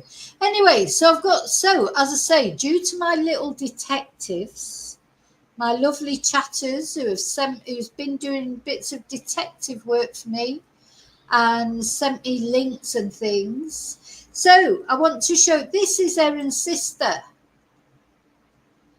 She's got that funny name that I can't remember. Of course, this was in 1996, having said that. And we're going to watch a little bit of this video that she did. Now, from what I can see, she's a very respected geologist. She was on this video, which was talking about volcanic eruptions and things totally beyond me. I'm not going to show you the whole video because it's boring, to be honest, if you're not interested in volcanic eruptions. But I think what I will do, I haven't had time because I only got this through this morning. I will clip out some bits of the video, but we're going to watch a bit of it.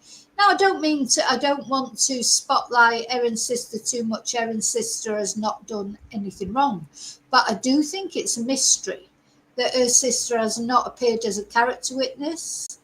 Of course, Erin was very disparaging about her parents, wasn't she? What terrible childhood she had. Yeah, really terrible childhood, Erin. That made you a millionaire. She's such an ungrateful, entitled little, in my opinion, little witch. It's just like she should be grateful for what she's got, not go around trying to make other people's lives a misery because they don't give her the due respect that she thinks she should have. So anyway, this is her sister, and of course nothing to do with her. She's probably a lovely person. I don't know. But let's have a look at a bit. I've got the video somewhere. Let's have a look at a bit of it. And I wonder, I really do wonder, is Erin jealous of her sister? Because her sister has got a degree and maybe Erin's got a degree, I don't know. But Erin has been through a few different jobs, hasn't she? Like, with the traffic, the air traffic controller. She's worked for a newspaper that she took over from Don and Gail, from Simon's parents. Simon's parents, she took over that job, Erin, from them. Anyway, whereas her sister seems to be a respected geologist, and maybe Erin's a little bit jealous because Erin likes to be top dog, doesn't she? So let's have a look at a bit of this.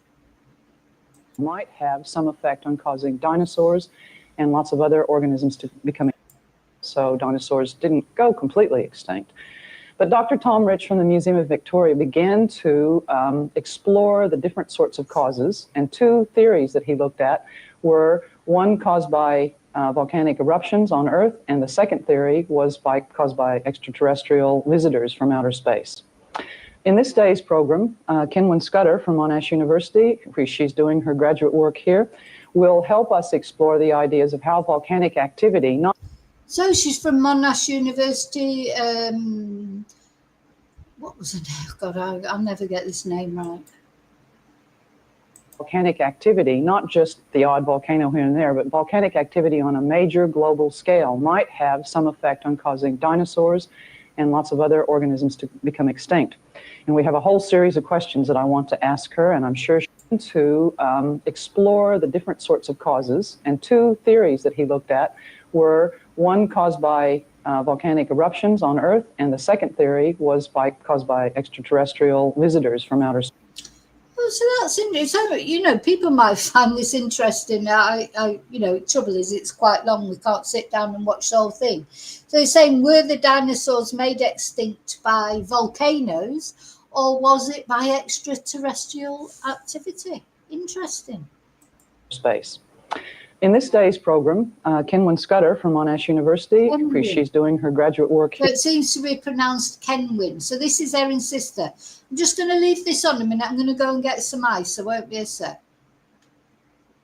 Here will help us explore the ideas of how volcanic activity, not just the odd volcano here and there, but volcanic activity on a major global scale might have some effect on causing dinosaurs and lots of other organisms to become extinct.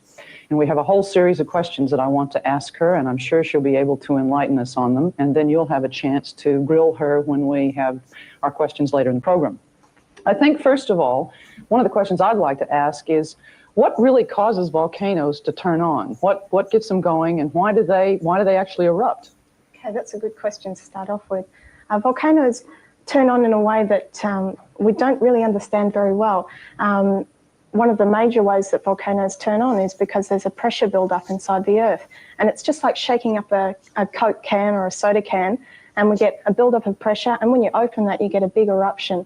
And so that's one of the major ways that we get volcanoes erupting. Okay, and another question that I have on my list is, volcanoes don't just occur everywhere. If you look at the world and you look at the news reports, you find out that volcanoes occur in New Zealand, they occur near Japan, Mount Fuji is one of those volcanoes. They occur in the western part of the United States, Mount St. Helens is another example. They occur in Hawaii. They don't occur in the middle of the Pacific Ocean, and they don't occur in Australia right now. So what is it, Kenwyn, that determines where a volcano actually blows its top? Okay.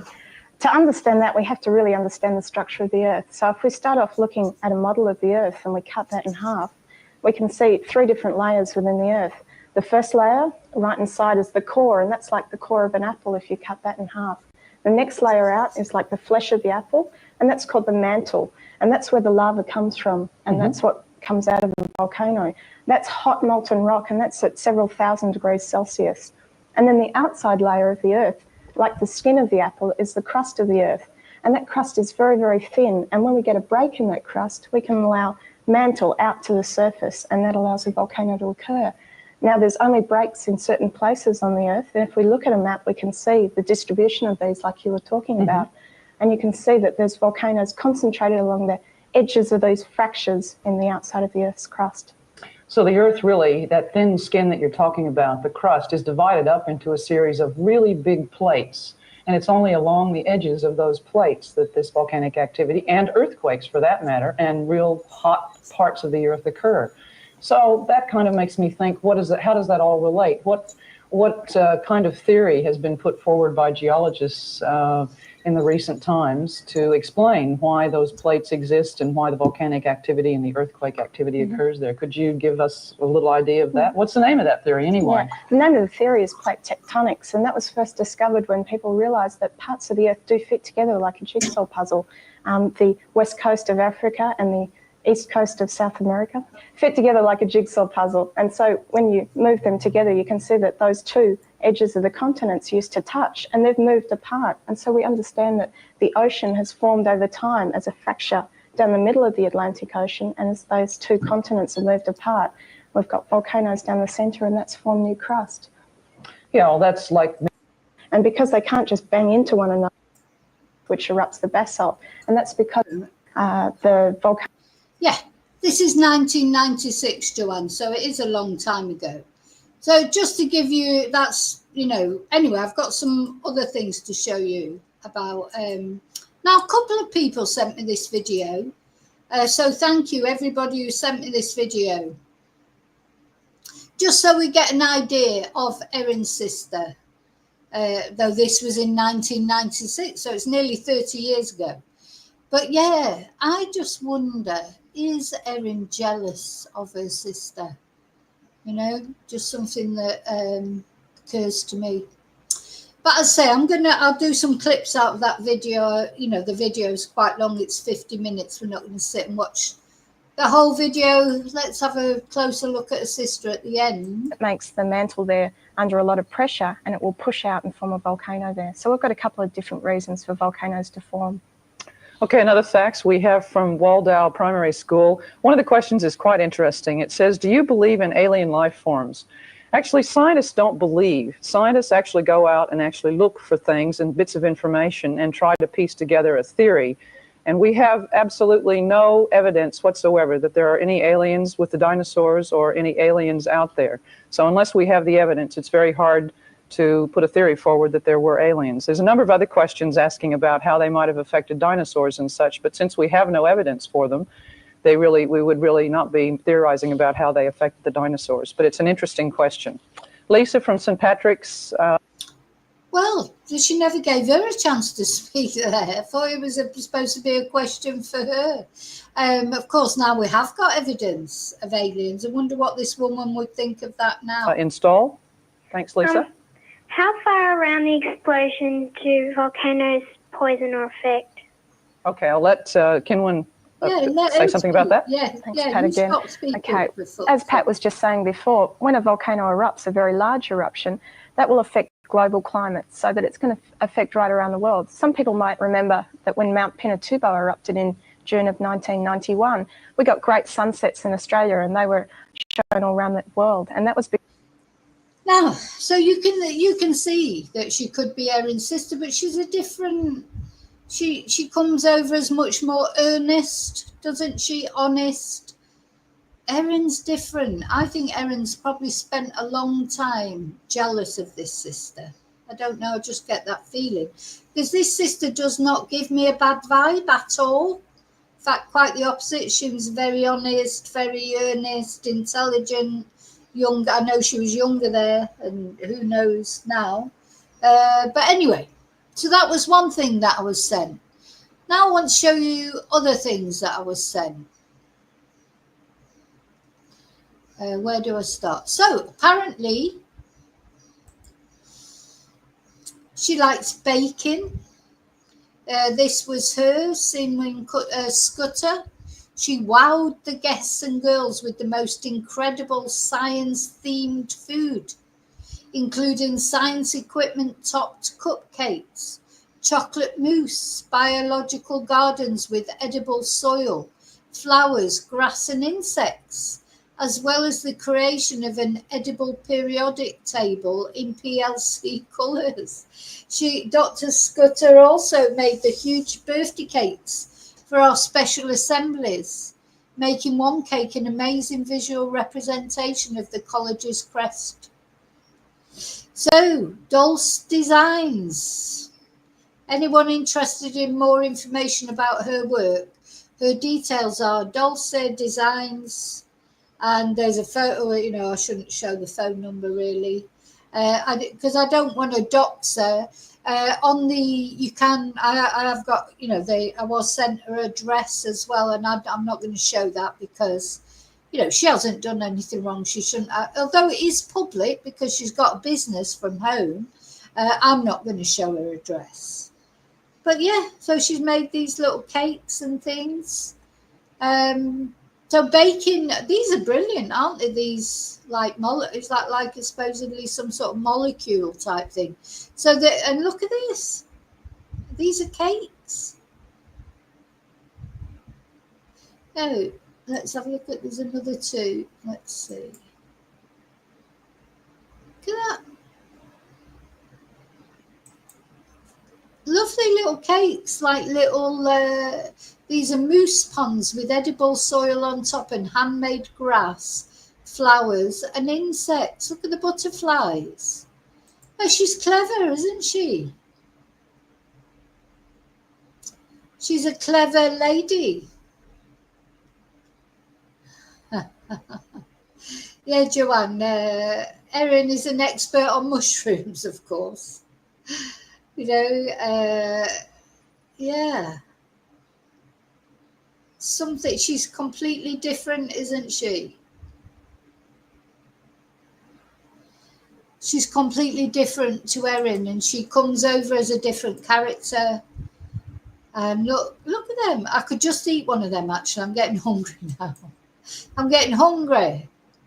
Edible atom biscuits. They're brilliant. And how nice to make science fun. Because, to be honest, science isn't fun, is it? If you're not scientific, I'm the least scientific person in the world. It's just not my thing. But these are interesting. You could see how you could motivate a young person with one of these little biscuits, describing to them what an atom is. You've got the thing. What I've found about, because those of you who don't know, I'm a Spanish teacher in my other life. And what I found about young people, like teenagers in particular, if you can engage their interest in some way, it doesn't matter how they learn Spanish. Like if you go for a football, if you find out that the child you're teaching Spanish to likes football, show them a football magazine, a cartoon, annual or something like that. It doesn't have to be, don't have to learn Spanish in a formal sense. You find out what they're interested in. You make learning Spanish interesting for them, and they will get interested in it because you're making it interesting for them. They don't feel like they're learning something, if that makes sense.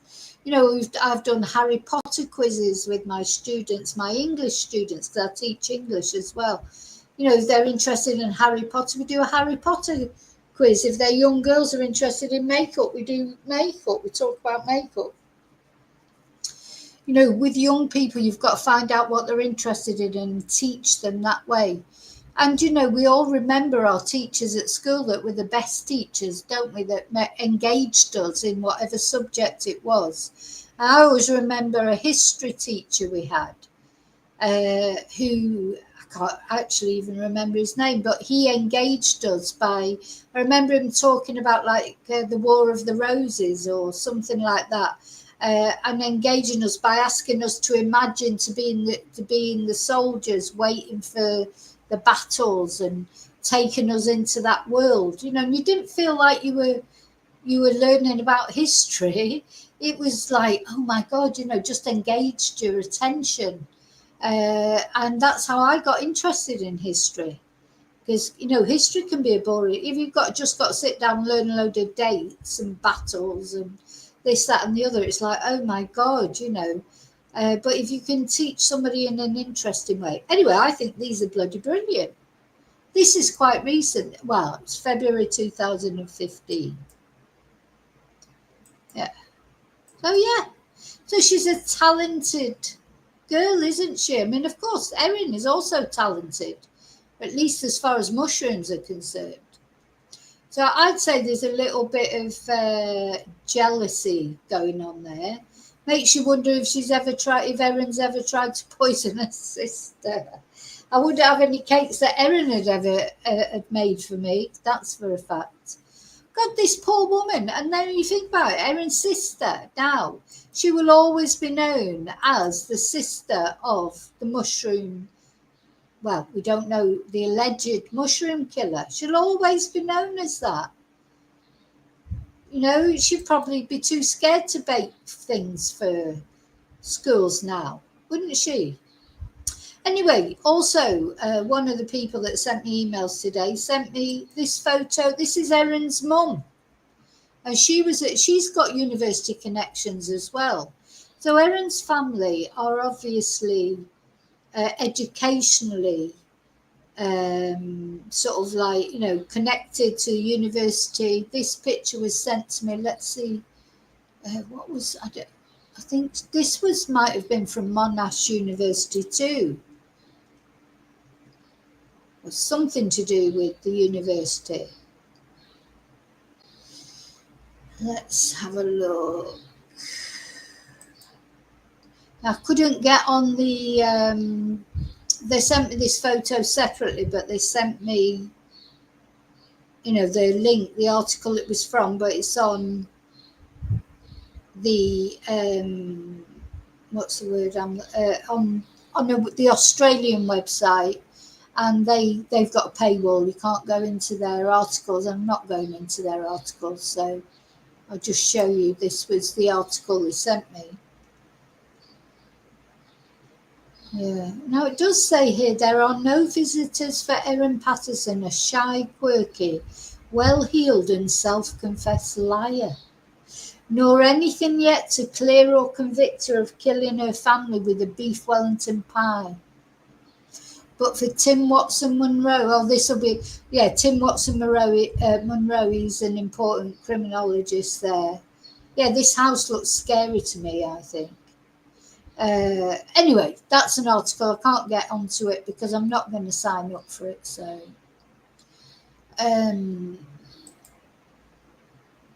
could you actually see that? Oh, I don't think you could see that because let's just show it again.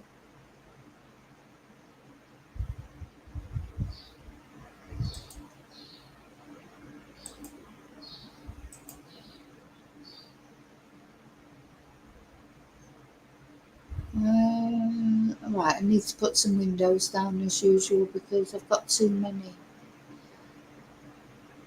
Got too many windows open.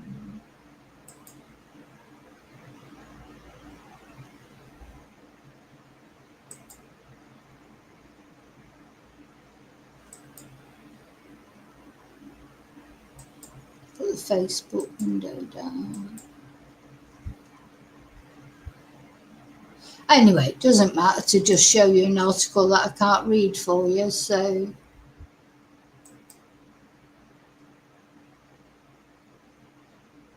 Ooh.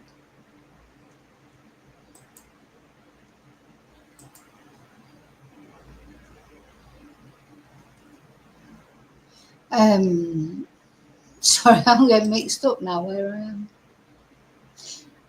Right, I think what I'm going to show you next, actually, this is the house that was sold, apparently. So this is what one of my little detectives has sent me. Thank you so much. This is the house that was sold, which is why Erin and I presume her sister, they've split the money, I presume. And this is why Erin has got so much money. 15 Hoses Road, New South Wales. Right, not far away from the beach, is it? This house here. That is the house that was sold. Apparently, allegedly. So somebody sent me this. Thank you for that. And yeah, so you can see that it would be an expensive property.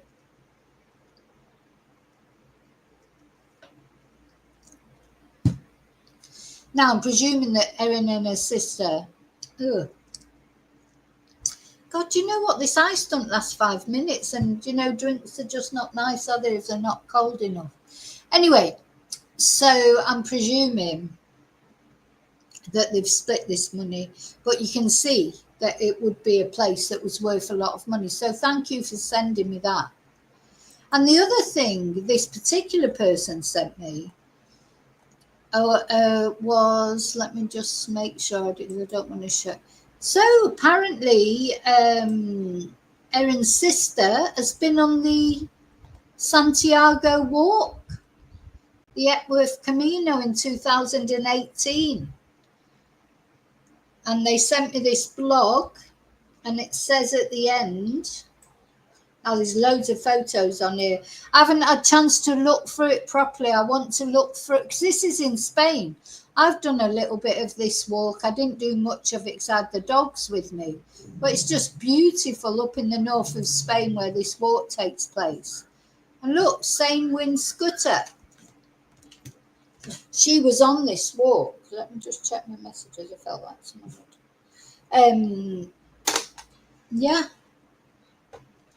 Sane Wind Scooter was on it this year in the, what was it, in Thursday the 27th of September to Friday the 5th of October, and this was a group of 25 participants gearing up to take the Epworth Camino to raise funds for Epworth for cancer services, the concussion clinic and Alzheimer's research.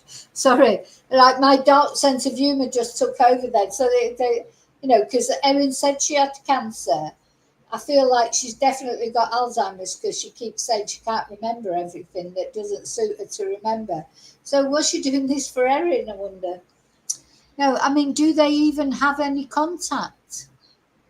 So I don't know, that there may be a few of you out there that have done this. Now, I don't know who in this photo is Erin's sister. You know, obviously they're all there on the photo, but I don't know which one is Erin's sister. Because this was, that original photo we had of her was 1996, and this is 2018. So I've no idea. I need to look for it properly and try and work out which, if any, of course. I mean, she may not be on any of the photos. I don't know. Which, if any, of the photos is that her? Don't know. No idea. So I need to look at that properly. But just to let you know that I've got that to look at. What else have I got? What else have I got?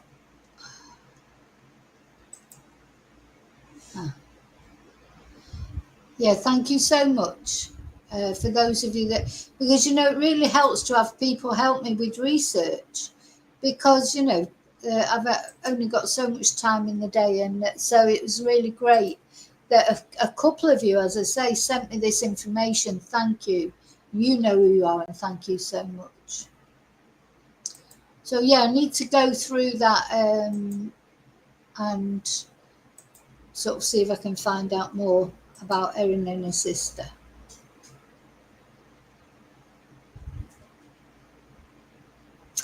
Ah, right, okay.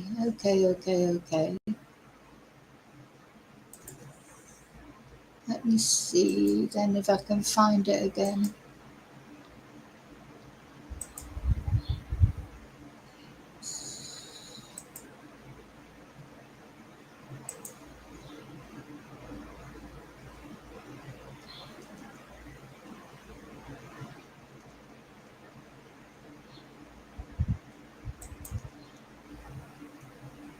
Right, sorry, I've just been told that she's in the black top. Let's just have a look at that again. So it'd be nice to see a more up-to-date picture of her. So this was 2018. When you say black top, do you mean this black top here?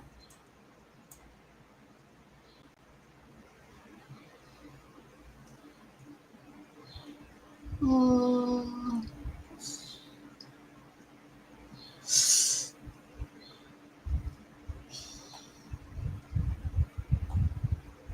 Is that her there?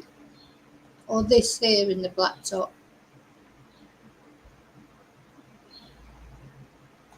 It's a beautiful, just, or is this blacktop? Sorry, there's lots of blacktops. It's a beautiful place. This lady's got blacktop on, but she looks too young. I don't know. But, it's a beautiful place. I would recommend to anyone, if you're thinking of going to Spain, the north of Spain is so very beautiful. I'm not saying that the south of Spain isn't beautiful. That's where I live, in the south. It is beautiful. But the north is cooler in the summer. So if you're ever planning on going in the summer, there's quite a few blacktops there. But if you're ever thinking of going in the summer, I would definitely go to the north. So, hey, Marco.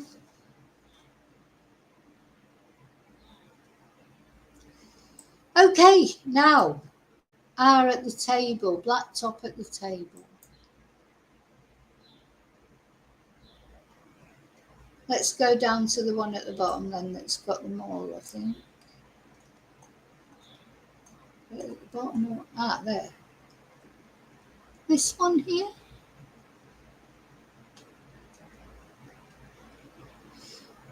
Yeah. She looks very young, doesn't she? Maybe she's only in her 40s, I suppose. I don't know if she's younger than Erin or older than Erin.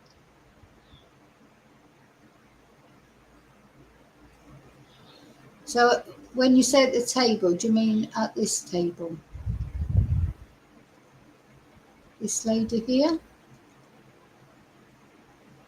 Or this lady? Anyway, it doesn't matter. We'll have a pink top at the table as well. Okay.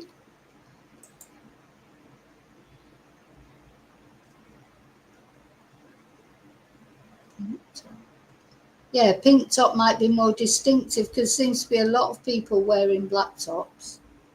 So yeah, the north of Spain in the summer is so much more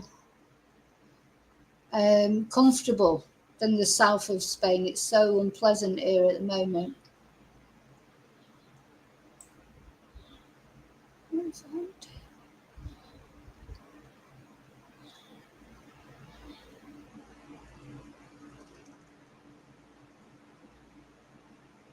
Oh.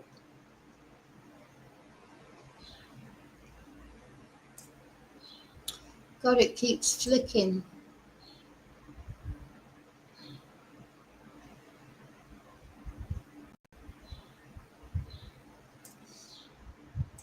Is that her in this sort of pinky reddy top? Do you mean? Anyway, never mind. I've got to go now, but we're down towards the bottom above the laundromat. All right, okay. Okay, I'll pick that out later and get it. So I'll take it off and individualize it more.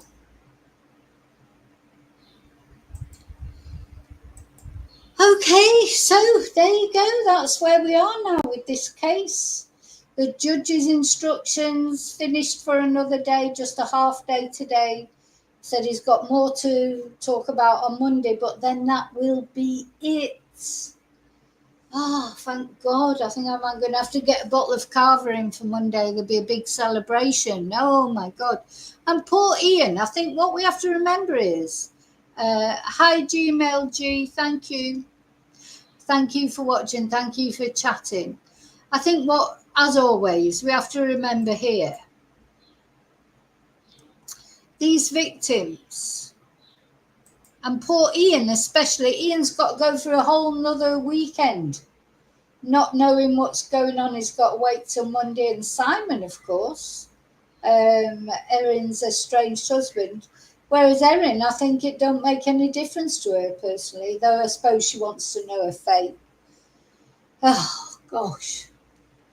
I'm going to do a poll over the weekend again. Not if you think she is innocent, but do you think she will be found innocent or not, or guilty or not? Because we all have our opinions about whether she's innocent or guilty. But of course, you know, that doesn't always translate, does it? I mean, who's that who's recently been found? Oh, Karen Reid. Recently been found not guilty of murdering her boyfriend, John O'Keefe, and, you know, with a car. And, you know, for me, just not that I looked into all the details of the case, to be honest. I didn't really follow that case. So I can't comment. I didn't follow all the bits and bobs of evidence like I've done with this. I personally thought she was guilty, but she was found not guilty. Only guilty of driving under the influence. She was found not guilty of murder. So, you know, that's the way it is. Will this be what will happen in Erin's case? Whether we feel she's guilty or not? Will she be found guilty? So that's a poll I'm going to do over the weekend. I'm going to set it up later today, and I'm going to leave it over the weekend so that by Monday, when we come back to the next trial thing, then, you know, when the judge carries on, we'll have a result. And the question will be not whether you think she's guilty or not, but do you think she'll be found guilty or not? That's the question. But anyway, thank you so much, everyone, for watching. Thank you, Heather, for the Ko-fi, especially. Heather who bought me a Ko-fi, thank you. Thank you, as always, to all you people that have watched, that are members, that send me Ko-fis and super chats, etc. Thank you to everyone who contributes positively towards my channel. And today's special thank. God, look at my hair. That's the fan. Look, it's the windswept look. It's the windswept look. I've got the fan right next to me blowing on me. Special thank you, yeah, to those of you who sent the photos and did the little bits of investigation and that, my little detectives. I'm going to have a little name for that. So it's great. I love it when people send me information because, as I say, sometimes I haven't got the time to look for it, or, you know, I just don't look in the right place, you know, and sometimes people look in the right places. So thank you. There was a few of you that sent me the details of like Erin's sister and mum, etc., and all sorts of things. Thank you so much. I appreciate you all. So I'm going to put my banner on again while I finish. So what do we, I hope you're all going to have a good day or an afternoon or evening, because of course you're all over the place. I know all over different parts of the world. God. Yeah, I definitely should have put my hair in a ponytail or something, but never mind, I will next time, because the fan just blows it everywhere. Thank you so much. I'll see you really soon in the next video. Prayers for Don, Heather and Gail, and for Ian, of course, and Simon. I mean, anyway, you know what I think. I'll see you really soon in the next video, and until then, may your God, as always, go with you. Bye.